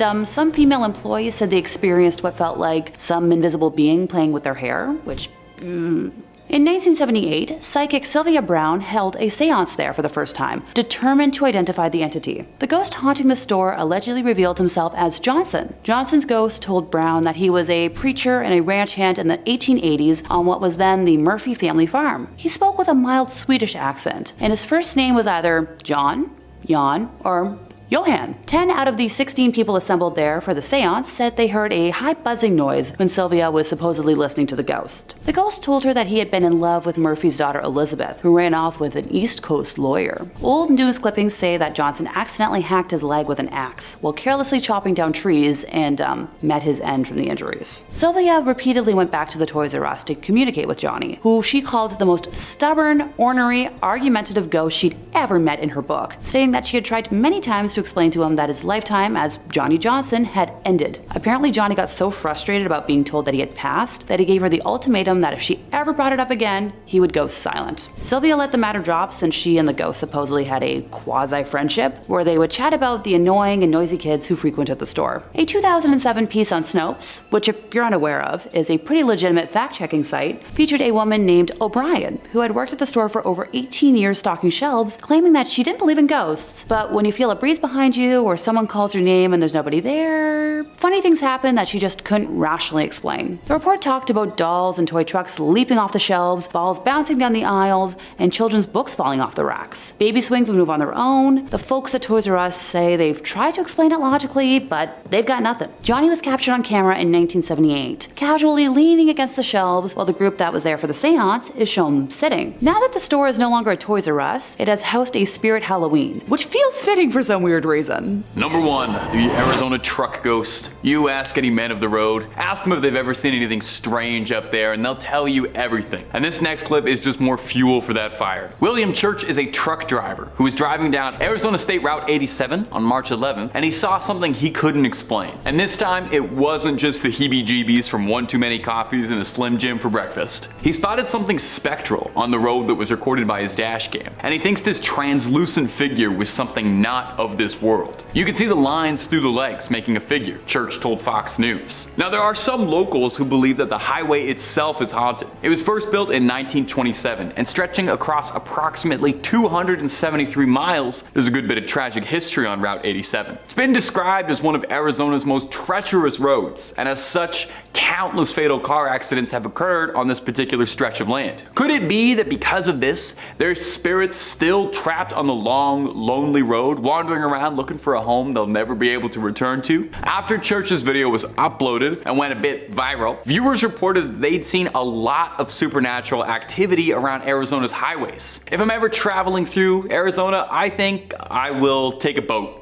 Perhaps. One of Arizona's many, many plentiful boats for its vast and teeming rivers and lakes. That's what everybody knows about Arizona. It's a really wet state, right? Really wet state. Number 5, Newberry Angel. Alrighty, I'm kicking off today with the one story I know that, as of the time of this recording, still has the photos floating around somewhere on the interwebs. Before people start yelling at any of us in the comments, just remember that with how much the government tries to cover up true stories, it's pretty often that footage and videos of anomaly events tend to go missing. If you don't believe me, take a look at a lot of the videos where I chatter on about spottings and found footage, and if it isn't in the video while I'm talking, it's because between the time of my research and the time of filming, whatever it was disappeared. When I tell y'all that I spent hours looking for the most credible resources, I mean it. So sure, it would be easy to toss together 5 random TikToks and call it a day. But that's not why y'all come to Top 5 Scary. You come here for the good stuff. Before I forget, if you could help us out by liking this video and commenting, I'd really appreciate it. Every bit truly helps. But anywho, after that interlude, let's get to the point. This tale comes from Gerald Brown, located in Newbury, Massachusetts, back in 2017. He called into a radio show and also sent them an email after taking a photo that he couldn't understand out in the woods near his home. To set the scene for y'all, it was in the middle of the field, smack dab in the middle of the day, around 2:22 p.m. in September, and Gerald was, walking out in the woods, which sounds like an ideal day to me. Fall is my personal favorite season. I've always been a pumpkin-loving girly since before, pumpkin spice was trendy. I still remember the first time I had a pumpkin muffin from Tim's back when they were good, and my first pumpkin pie blizzard from Dairy Queen. Sorry, I know. Sidetracked again. The ADHD is really making itself known today. So Gerald says that he tends to be out in the woods all the time and has never seen anything like what he's about to describe before. So originally he thought it was just like a plastic bag floating in the air, and sadly pollution is so common nowadays that would definitely make sense. So he decided to try and, take a photo of the bag, but it was blown out with the light and totally overexposed the picture. Oh, before I forget, this is a man who still uses a flip phone, so sadly no fancy schmancy updated phone tech is going to help here. At the time of me recording this, we had a copy of the original photo, so we can show it now if it still exists, and Gerald still has the original phone and the original photograph, and it has been sent to many different iPhones. Apparently he sent it to everybody he knew in an attempt to get answers. So when he took a closer look at the bag, he realized it was moving across the field from, the left to the right at around 4 miles an hour. And it was a little bit faster than somebody who would be walking, and didn't change shape, but it also wasn't like floating. So he took the picture, he thought it was like a torso sized, maybe like 2 to 3 feet, 4 feet max, before realizing this angel was actually closer to 8 feet tall. This being was literally moving from the left to the right across the field, and kept moving and disappeared into the woods without making a sound, and haunts our narrator to this day. Every time he looks at the photograph, he gets goosebumps, and at the end of the day, he's just glad he saw saw it and it didn't see him. This man works in law enforcement and describes himself as very skeptical of a lot of stuff, but a logical thinker, and this just defies all logic. And over a year later, he still hadn't figured out what it was, and it haunts him to this day. Heck, he has trouble looking at the photographs sometimes. Number 4, angels in the classroom. This is a situation where the event was scary, and once again, we have footage, but I suppose the angels would be more caring than scary. But anyway, I'll leave that up to your interpretation. Oh, and not to sound like a broken record, but trigger warning. I'm about to talk about Columbine, and I promise I won't be offended if you skip ahead since it's a bit of a touchy topic. So the small town of Cokeville, Wyoming was the site of a parent's worst nightmare on May 16th of 1986 when a mentally disturbed man and his wife entered an elementary school with weapons and a homemade gasoline explosive device. The man's name was David Young, a former town marshal. He had been the town's only police officer for 6 months during 1979, and when he was fired for misconduct, he moved to Tucson, Arizona. He and his wife returned to Cokeville in 1986 and carried out their insidious plan. Young had a manifesto called Zero Infinity and proclaimed this is a revolution, as he and his wife took an entire generation hostage and wouldn't release them until he was given $300 million and a personal phone call from Ronald Reagan, the president of the States at the time. While keeping all of the young people in a single room and standing in the middle of it, the Youngs began a standoff that would last over 2.5 hours. David left the room, leaving his wife alone, and it was then that the device went off instantly, killing Doris. Now, the explosive had been on the shopping cart, and even though it was homemade, it was powerful enough to destroy a section of the school. Moments before the explosion, David handed the shoelace and clothespin to his wife, and like I said, he left. Now, our young witness apparently didn't realize how sensitive the trigger mechanism was and accidentally caused it to go off, and the blast alone knocked her off her feet. The room obviously erupted in chaos as young folks ran screaming in the dark, smoke-filled room. While many folks, including our storyteller's young friends Amber Kemp and Brandy Prowse, escaped through the window, our witness crawled towards a light at the doorway. She crossed paths with David Young at the door, and he tried to grab her shirt, but the tide of running people prevented him. She escaped but saw flames on her shirt and felt an odd tickling sensation on her shoulder. She started rolling to try to put it out, but the burning sensation only intensified. She was saved from further burns when some teachers found her and slapped out the flames, and they told her to run. Now, running towards the blast, Young started to randomly spray the area with tiny explosives. Some young folks were grazed by the whizzing tiny things, but none were hit. Through the chaos, everyone was eventually accounted for except for the Youngs. Upon finding his burning wife, Young had ended her and then returned to the bathroom and ended himself. But the miraculous thing is that despite everything, the Youngs were the only casualties. Some folks suffered severe flash burns from the explosion and some minor wounds, but were all alive. So in the last 20 years, this event has become known as the Miracle of Cokesville. Here's the thing though, experts called to the scene were stunned. They couldn't figure out why the school was still intact when an explosive that size should have obliterated the entire side of the building, leaving, everyone obsolete. The young folks began to tell stories of angels who appeared to them and instructed them to move to a corner of the classroom because the device was about to explode. Some reported seeing beautiful figures in white, while others said that they saw long dead relatives telling them not to be afraid. Many later said that there was an angel in the room for every person and that each of them was protecting their own specific charge, which I think is just so amazing. Number 3, Coney Island Angels. Coney Island. That's a place that's currently in my top 10 list of places I need to visit in the world, and mainly just to go watch the Coney Island sideshow. I've been lucky enough to see a small show from some of their performers, and I've been crushing hard on Alaska Lost Boy ever since. Seriously, look him up. He's incredible. But back on track we go. So time to travel back to a tale from September of 1977. On Tuesday afternoon of that week, a few minutes after 6 o'clock, our narrator noticed from his window a very peculiar, solitary, vapory object in the heavens. Its position was about where the constellation of the Dipper would be at that hour, due north and 35 degrees above the horizon. In magnitude and contour, it marked a degree resembling a human form, head, body, and nether limbs, the body or limbs robed in shadowy drapery. Pardon the flowery language, I'm doing my best to quote from the original statements here. The head, which was of brighter luminosity on the crown and forehead, had thick flowing hair, and the whole figure was extended horizontally, with the head eastward and the front downwards. But there was another feature quite as marked, and that had wings projecting upwards and backwards from the shoulder, and what do you know, looked like a typical angel. Flying in mid-heaven, considered as a cloud, it was remarkable that it kept the same outline continuously, which is kind of uncommon in those vapory objects, as it progressed pretty quickly in the eastbound direction. The luminosity of the shadowy angel was of a golden white, and it presented a very beautiful appearance against the blue background of the sky. In addition to the, outline of the object, the interest it was in was greatly increased by its being at the time the only one visible in the whole northern heavens, except some low-lying black clouds on the horizon. Make of that what you will, but a few years later, another flying being was seen over Coney Island. It was described as a man with bat's wings and frog's legs. Now the face of the man could be distinctly seen, and it wore a cruel and determined expression. The movements made by the object closely resembled those of a frog in the act of swimming, with his hind legs and flying with his front legs. When you add that this monster waved his wings in answer to a train's whistle and was of a deep, dark black color, the alarming nature of the apparition can be imagined. It hasn't been seen in a while, but if it does, maybe it could also join the sideshow? Number 2. Aqua Angel. Time for the most recent spotting of this list on September 17th of 2013 in the small town of Maitland along the St. Lawrence River here in Ontario. So our storyteller had just settled down to enjoy a morning coffee on their day off until they received a call from an old friend in Ottawa who, wanted to meet for coffee. And they're like, might as well go for another one. They lived right beside the highway on-ramp and were on their way rather quickly on that sunny yet windy fall day. And as usual when driving, they put on some good music and proceeded to enjoy the approximately 1 hour long scenic drive to Ottawa, which is a route they claim they're super familiar with. It was originally an uneventful trip, which had passed rather quickly as they began to approach the Ottawa city limits at around 12:20 in the afternoon. But at this point, in broad daylight without a cloud in the sky, something ahead in the distance resembling a very large seagull, due to its white and gray appearance, up in the sky, caught their eye. Something was amiss, and within a blink or two, our storyteller noticed that the wings did not match their initial interpretations. This thing was further away and much larger than, first perceived. They then realized that something looked like outstretched arms connected to a human being torso with a head and legs that more closely resembled a long serpent-looking tail flowing behind this winged being at the time. As they drove more, they could clearly identify this as a winged humanoid with a very dark body color and a massive set of swan-like wings. Now these wings were seemingly oversized for its body and moved very slowly in an almost 180-degree rotation, nearly touching its wingtips at the top and the bottom of its graceful movements during flight. It was still fairly far ahead of our driver and appeared to be descending slowly along its path, which now paralleled the highway.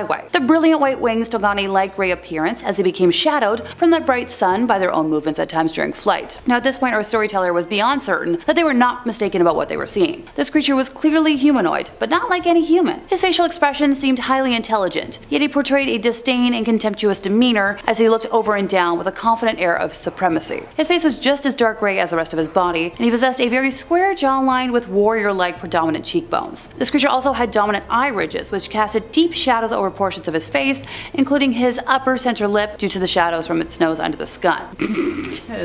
Yeah, that's what I meant to say. Including to his upper center lip due to the shadow from its nose under the sun. Besides the fact that this giant winged being descended from the sky was, the sheer size, dark color, and bulky muscle mass of the body, the dark color and bulky muscle mass of his body truly made this creature so fearsome. Our narrator estimated its height to be around 12 to 15 feet tall when compared to the surrounding trees, and its wingspan was disproportionately large for the body size, stretching 25 to 30 feet across. Now this being, now just above treetop level, began to glide as opposed to when its wings were flapping in full flight at its previous greater altitude. After it flew over a thin row of trees, this angel began to shift its body to a vertical position as he flared his wings out, even more to slow down, now just a few meters from the ground, directly to the right of our narrator, approaching an open field just ahead of them. Now this thing flew out of sight, and good thing it did, because who knows what would have happened to our poor narrator otherwise. She never saw it again, but who knows. Number 1. Angels over Chicago. So Chicago-based private investigator Manuel Navarrete was hanging out with his friends in a bakery parking lot on February 5th of this year, just chatting and vibing, as one does, when the group noticed something standing on top of the flea market across the parking lot. It looked like a pitch-black, 7-foot-tall man with wings that were wider than a car and red eyes that were as bright as taillights. Now the creature was observing Manuel and his buddies, closely making chirping noises that the group could hear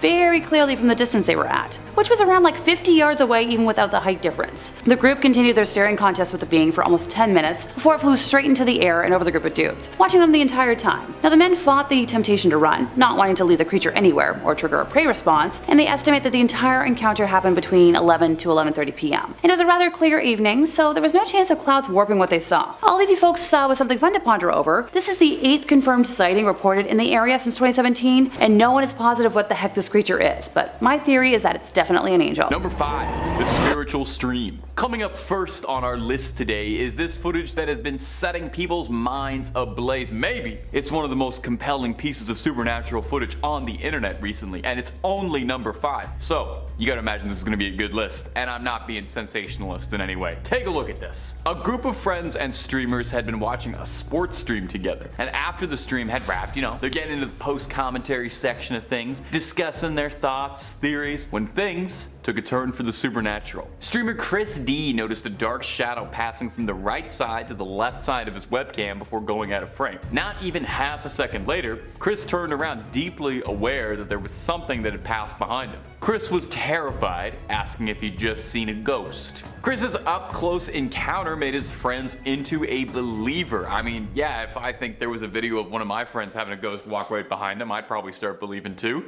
The host of the podcast running the stream, J. Rob, claimed that he was always skeptical of the idea that the supernatural was real, but quoting, "After what I witnessed while streaming on my channel, it forever changed my belief." And this incident might actually have changed the friends far more than just believing, and might have given him a bit of spiritual guidance, if you'll pardon the pun, as they've changed their path from sports podcasting to supernatural huntings, as the boys are rebranding as the Ghost Brothers and are going to stream Chris's house directly to see if they can catch anything else on camera. We'll definitely see, and we'll be keeping an eye on them, and hopefully we'll see them again in another Top 5 Scary video. Top 5 even scarier poltergeist sightings. But if you can't wait for those guys to start getting some ghost content, we've already got some ghost videos right here. You don't gotta go anywhere. Click on through on Top 5 Scary and find something to like. Hit subscribe. Make sure you hit that little bell as well so you don't miss a scream. But you gotta do that at the end of this video for me, would you kindly? Because I got 4 more pieces of poltergeist footage coming up for you right about now. Number 4, no strings attached. I think most of us could probably agree that regardless of if a spirit or poltergeist is possessing a puppet or not, a puppet is terrifying. I just don't think any good can ever come from teaching a piece of wood to talk. Whether it's the uncanny valley that makes them so disturbing, a biological impulse to make us recognize that that's not a real person, or maybe just a general reasonable disdain for the practice of ventriloquism, puppets are scary, The Goosebumps dummy, movie star Annabelle, that freaky little puppet freak from Saw who loves playing all those funny little games? Well, the truth is always scarier than fiction, I find, and in this next clip we've got a true haunted puppet on our case and sealed away in a case. Take a look at this footage that has people's jaws hanging open. Did you see it? It's kind of hard to miss. It looks like this dummy is keen to give a performance without any help from anybody and has learned to move its mouth on its own. Is something possessing it? Is there a malevolent spirit inside this puppet, or is it just going solo? Knowing its history makes things a lot more interesting. This doll is named Mr. Fritz, and it was recovered from a World War II prison camp and eventually would make its way into the hands of a private collector in the UK. The new owner, one Michael Diamond, claims that several times he noticed the glass display would open on its own during the night. Now, if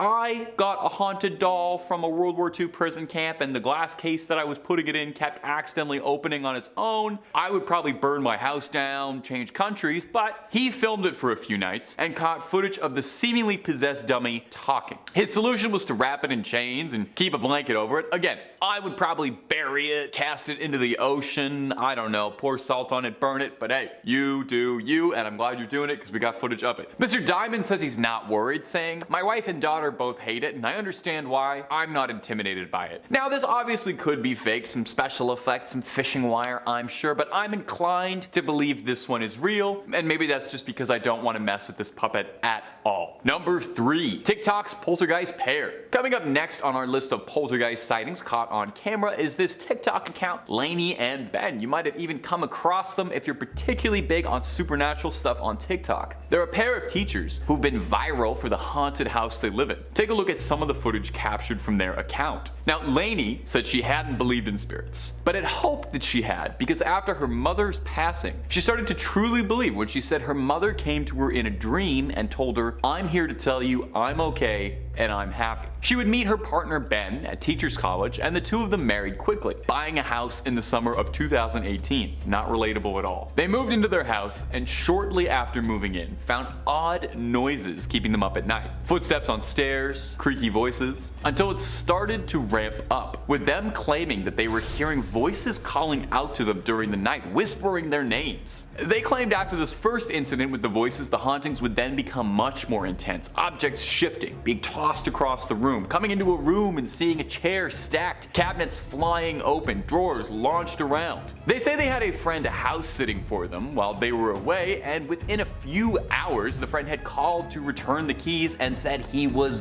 done. Allegedly, while sleeping, he felt the duvet get torn off of him and thrown across the room, and that it was just too much to deal with. Honestly, fair. I am the exact same way when I wake up, and that is regardless of if a ghost is touching me or not. Now, despite the fact that the two seem to be living in the Amityville horror house, the couple enjoy it and say they love their spirits and love being part of the paranormal community. Now, is that because these are benevolent, friendly spirits that are easy to get along with and have exposed the pair to a world they didn't know, or do the pair just enjoy the fame and success that comes from posting the clips to TikTok? But I mean, come on, could it be faked? Do you really think anyone would go on the internet and fake things about the supernatural for clicks and ad money? Do you think anyone would do that? Number 2, the Deer Park Demon. Coming up next is going to be this Irish school that has a little too much school spirit. Huh?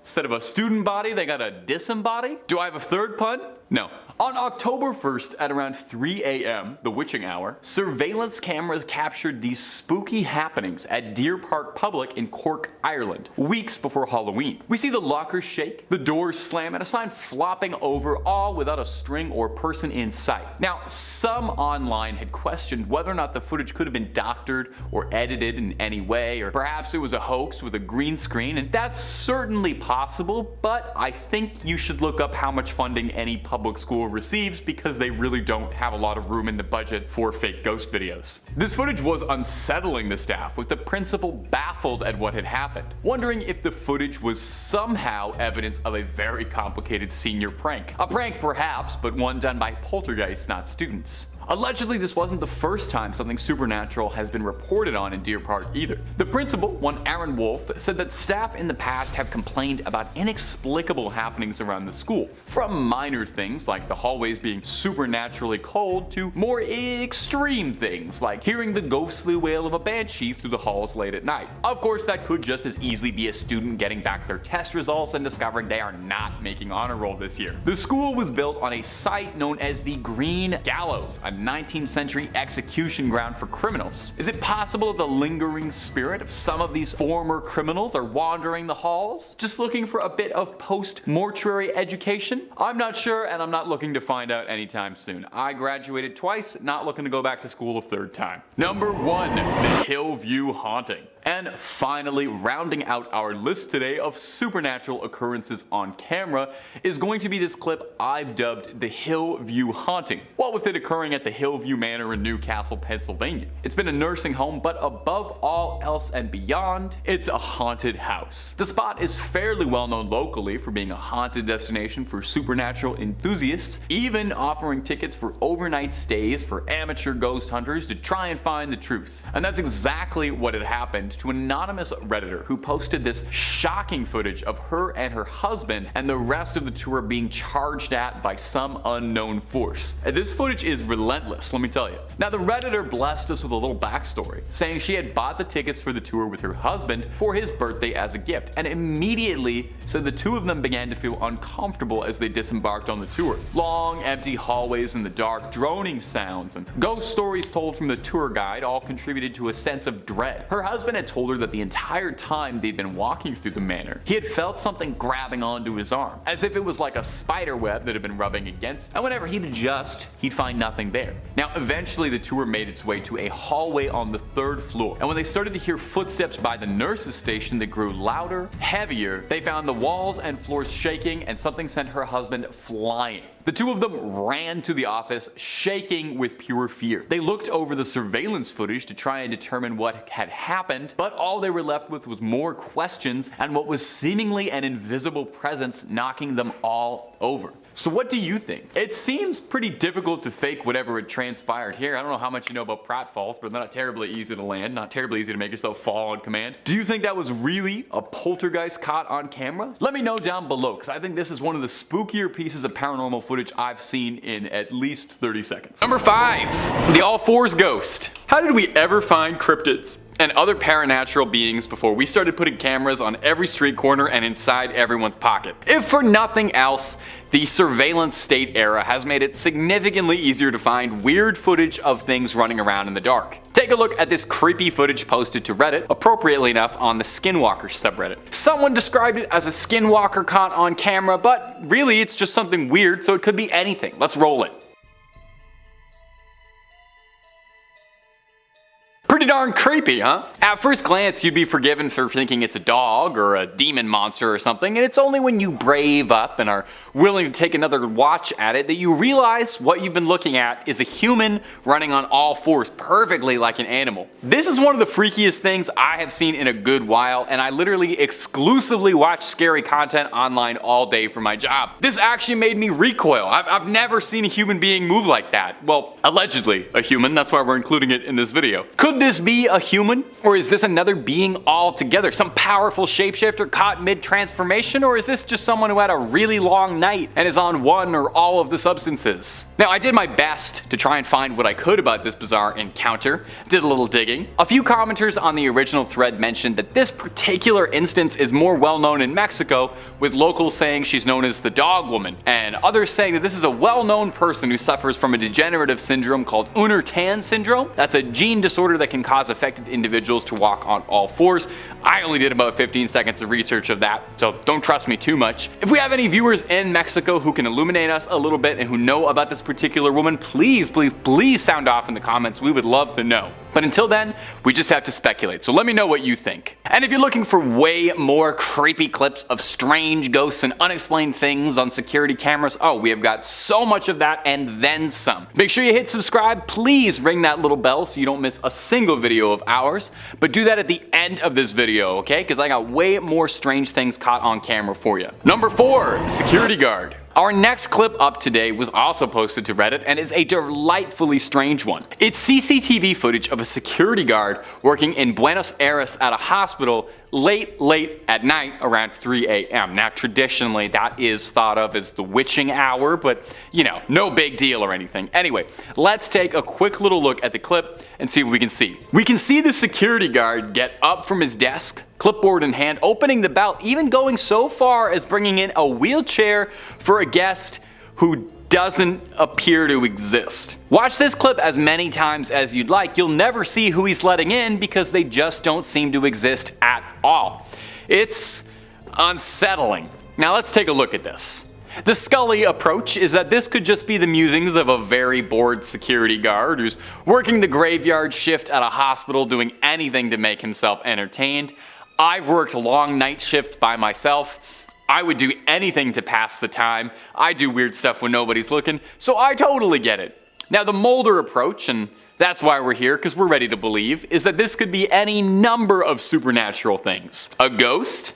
Some sort of demonic entity possessing the security guard and making him open the door. The way the guard does it all so routinely, as if he doesn't even realize something is so wrong, is unsettling. I think that's the word for it. There's something unsettling about this clip that's hard to describe. The clip went fairly viral for its bizarre nature, and the hospital clarified that the guard never registered a patient to enter. So either it was a prank or the demon just didn't give him enough information and just waltzed on in. Let me know what you all think. Is this a bored prankster or something supernatural sneaking on into our world? Number 3, the Ghost Hotel. Our next clip coming up is, well, it's this one that's made the rounds lots over the internet and the more paranormal, spookier sides of things. You'll be able to see why fairly easy, as this clip is baffling and one of the more compelling pieces of paranormal activity caught on camera that I have seen in at least the last 3 to 4 minutes. The clip was submitted by the hotel security manager of the Wingate Hotel in Illinois. According to the manager, guests staying at the hotel were complaining about strange happenings going on the second floor. These guests were reporting everything from noise complaints, scratching, changes in temperature, loud disruptions like banging on the walls, scratching, and loud screaming, all particularly emanating from room 209. there was no history of anything suspicious happening in room 209 until this incident, you know? No whole family got killed or something, not a history of demons in there. This is the footage that was recorded of the security guard sent to deal with what was happening in room 209. The dispatcher sounds scared, telling the guard to wait for the police to arrive before entering the dreaded 209. After a brief entrance, the guard returns visibly shaken by what he'd seen. He demands they call the police immediately, and that while there was no one inside room 209, all of the furniture had been flipped upside down and stacked. I've got to say, it's always very refreshing when you watch a paranormal clip like this or something, and someone reacts normally, which is to say, getting the heck out of the building. Number 2, the ghost alarm. We got ourselves another clip from the ghost subreddit. Hey, what can I say? If you want to look at ghosts, it's a pretty good place to go. There's quite a lot of ghosts already there. This one was posted to us from user Reman8 with the caption, "Something set off the security footage on one of our properties. Nothing was stolen. This is the footage." We'll play it for you now. Pop those peepers wide on open. You're gonna need to look real closely for this, okay? Take a look at this spine-tingling footage.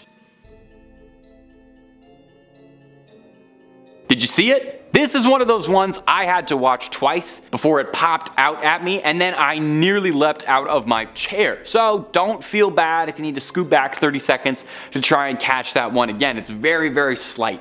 At first glance, it might seem like nothing is there, but when you really pay attention, you can see the faintest silhouette of a figure creeping through in the background, seemingly walking through thin air, barely able to make it out. I know logically this is probably just a camera glitch or something, but that ghostly outline of a person is enough to send a shiver up and down my back. The poster claims that the front door to the property was opened, and that's what triggered the security footage. Well, who could have done that if not for this malevolent spirit? One commenter suggested it was possible that energy dispelled by the ghost could have been what set off the alarm and opened the door, and that's why it looks so spectral and ethereal on the footage, just this sort of like translucent shimmering figure shape. What do you think, internet comment hive mind? Is this some real proof of something from another world walking into ours, or is this just some dust and light hitting the camera weird and our eyes are filling in the details we wish we were seeing? Please do let us know down below. I did a little digging on it myself,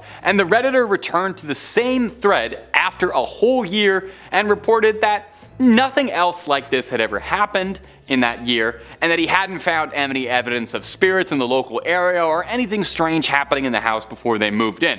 So maybe it was just a one-off haunting, but still, one haunting is more than enough for me. Very, very unnerving. And number 1, the ghost office. Coming in at the final spot for today on horrible spectral encounters caught on camera is this creepy footage from a Manchester office. Now, yeah, an office, that's already kind of creepy and liminal enough and scary, but that's not what we're talking about. The footage is the actual footage security guards were flicking through on the early hours of November 1st. It looks like a regular old office, if not a bit drab, but then the Skinamarink style horror starts to turn from regular boring security detail to full-blown horror movie at one key moment.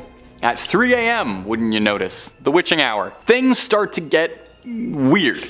All the computers in the office flicker on at the exact same time. All the chairs start to get thrown around. Cabinets opening when they shouldn't.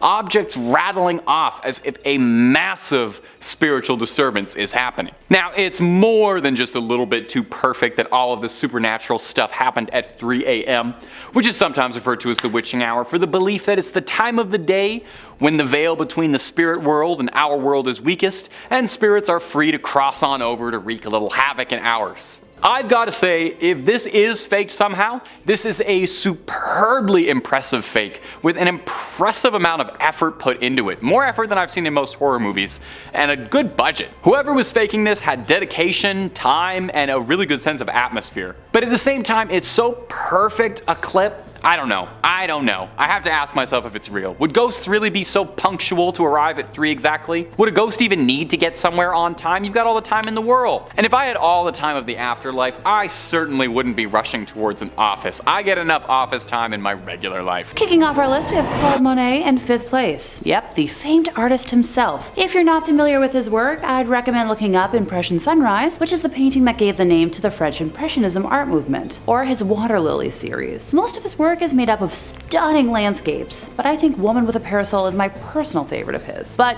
you all came here for a ghosty moment, not for me to wax poetic about art, so let's hop into it. In 2015, the Cleveland Museum of Art was installing a new temporary exhibit from the Royal Academy of Arts in London titled Painting the Modern Garden, Monet to Matisse. The director of architecture was taking photographs to make sure everything looked, according to plan, when she noticed a figure showing up on an empty balcony. The photo in question shows a man with a long white beard, sporting a hat like one Monet was fond of wearing, and looking very much like the artist who was fond of painting his gardens at Giverny. Oh, forgot to mention, Monet was a very passionate horticulturalist on top of being a fantastic painter. The public communications associate who made a public statement on the photograph, Kelly Notaro, has claimed time and time again that the photo is not a hoax, not retouched in any way, and that many more sightings of Monet have been reported since by guests visiting the exhibit. The museum is home to other ghosties as well, with stories told of a little boy running through the gallery dressed in fashions from 1916 and a man in gray staring at the portrait of Jean Gabriel before disappearing into it. Night guards have reported their flashlights flickering on and off in the West Wing, and there's a mirror where visitors report seeing a man standing, but when they turn around, no one's there.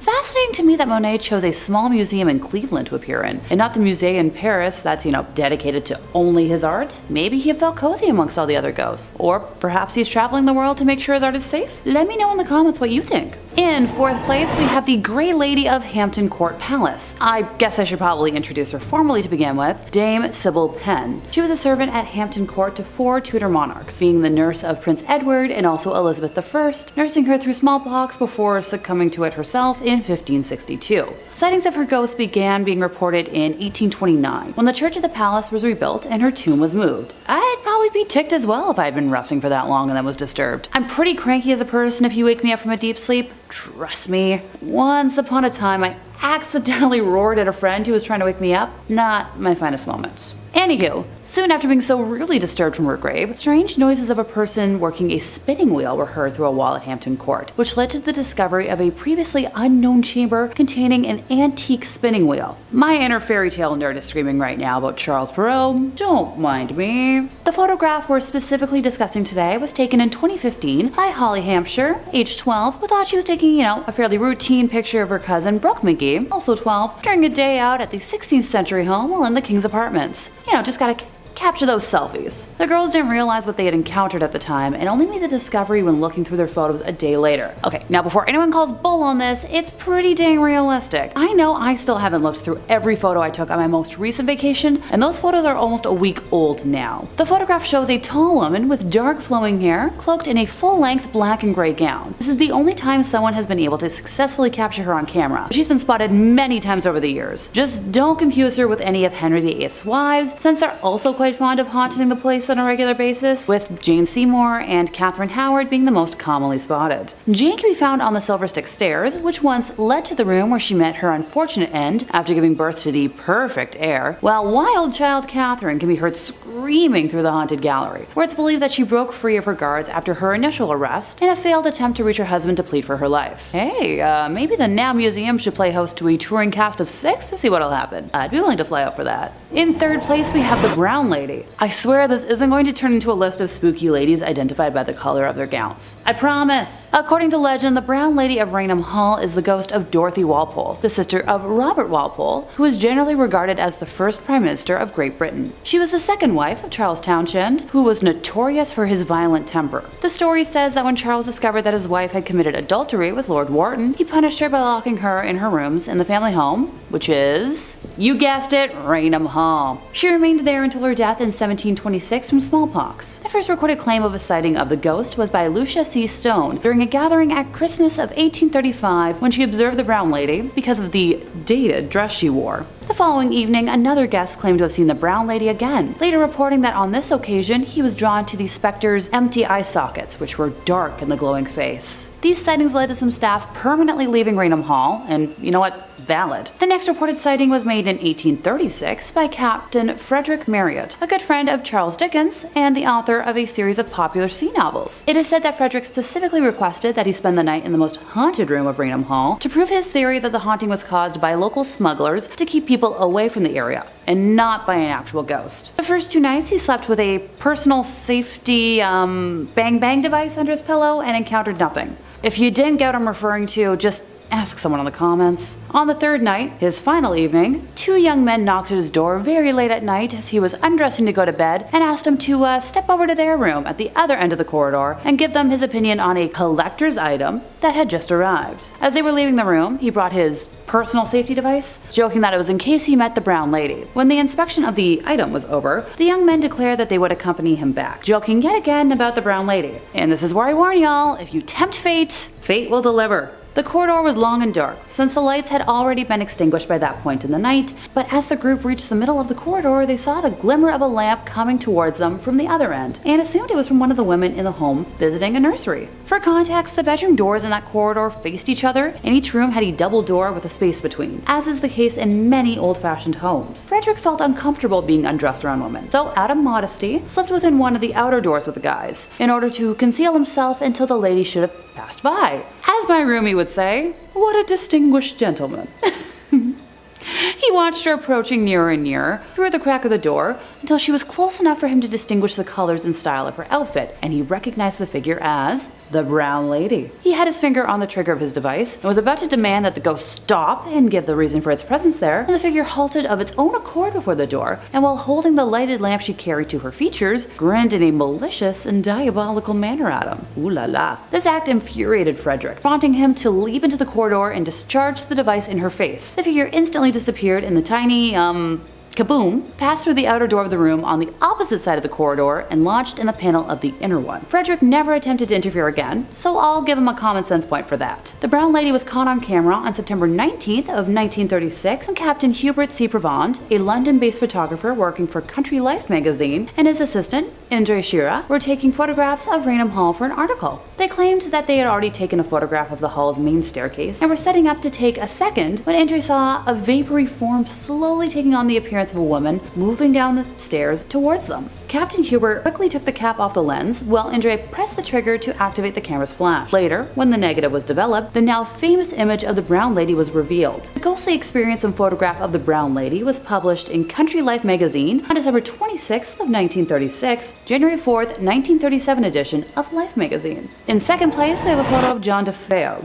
Now y'all know how much I love talking about Ed and Lorraine Warren's cases, so this should come as a shock to no one. If anyone needs a quick briefing on the Amityville Horror House and not the movie, here goes it. On November 13th of 1974, during the very early morning hours, Ronald DeFeo Jr. ended his entire family and claimed that the demonic voices told him to do it. I'm talking both parents and 4 siblings. Look, I can't say that I've never joked about ending family members when I'm frustrated, but this is a bit too extreme for my liking. Oh, and about a year after that slaughter, a new family moved into the home, but fled after just 28 days, claiming it was haunted beyond any way to live in it, describing slime oozing from the walls, windows that would suddenly shatter, instances of levitation, and more. I'd be here for like an hour if I went into full detail. The image I'd like to highlight today was captured by Gene Campbell, a professional photographer who was part of the team who worked with paranormal investigators Ed and Lorraine Warren, who were called in by the Lutz family during the horrors they experienced while, still trying to live in the home. Gene had set up an automatic camera that took infrared pictures to capture the second floor landing during the night. It features what appears to be a young boy with white eyes, believed to be John, who was peeking out of a doorway. George Lutz revealed the Amityville ghost boy photo. George Lutz revealed this photo on the Merv Griffin show back in 1979, 3 years after it was taken.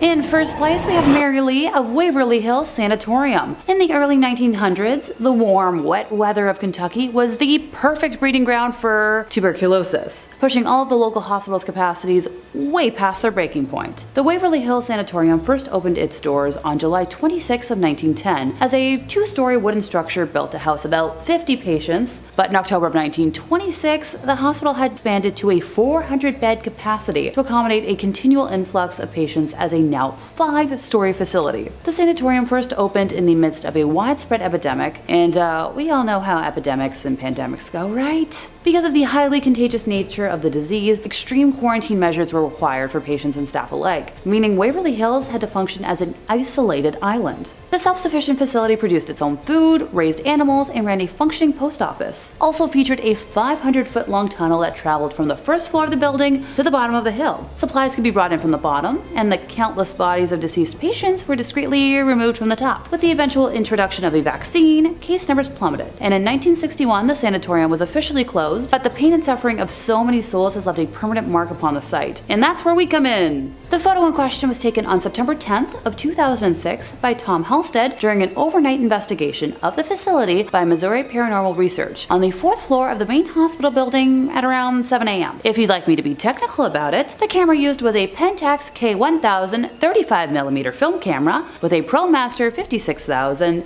extendable flash. Black and white 400 ISO film was used, and according to data provided, the camera settings were at about 1/60th of a second speed with an f-stop of 5.6. As one can see, on the right of the frame there appears to be the apparition of a young woman with dark hair and a white nightgown or dress. With the death toll from the institution being well into the thousands, one could worry that she would never be identified. But we do have a lead. She is believed to be a young girl named Mary Lee, based on a photograph that was found of a similar looking girl signed Love Mary Lee on the back. One source claims that she is the legendary nurse who allegedly went the way of the rope necklace in room 502 after learning she was pregnant by a doctor and had tuberculosis. If you visit the sanatorium today for one of their ghost walks, you'll be sure to encounter her amongst the spooky residents that never left.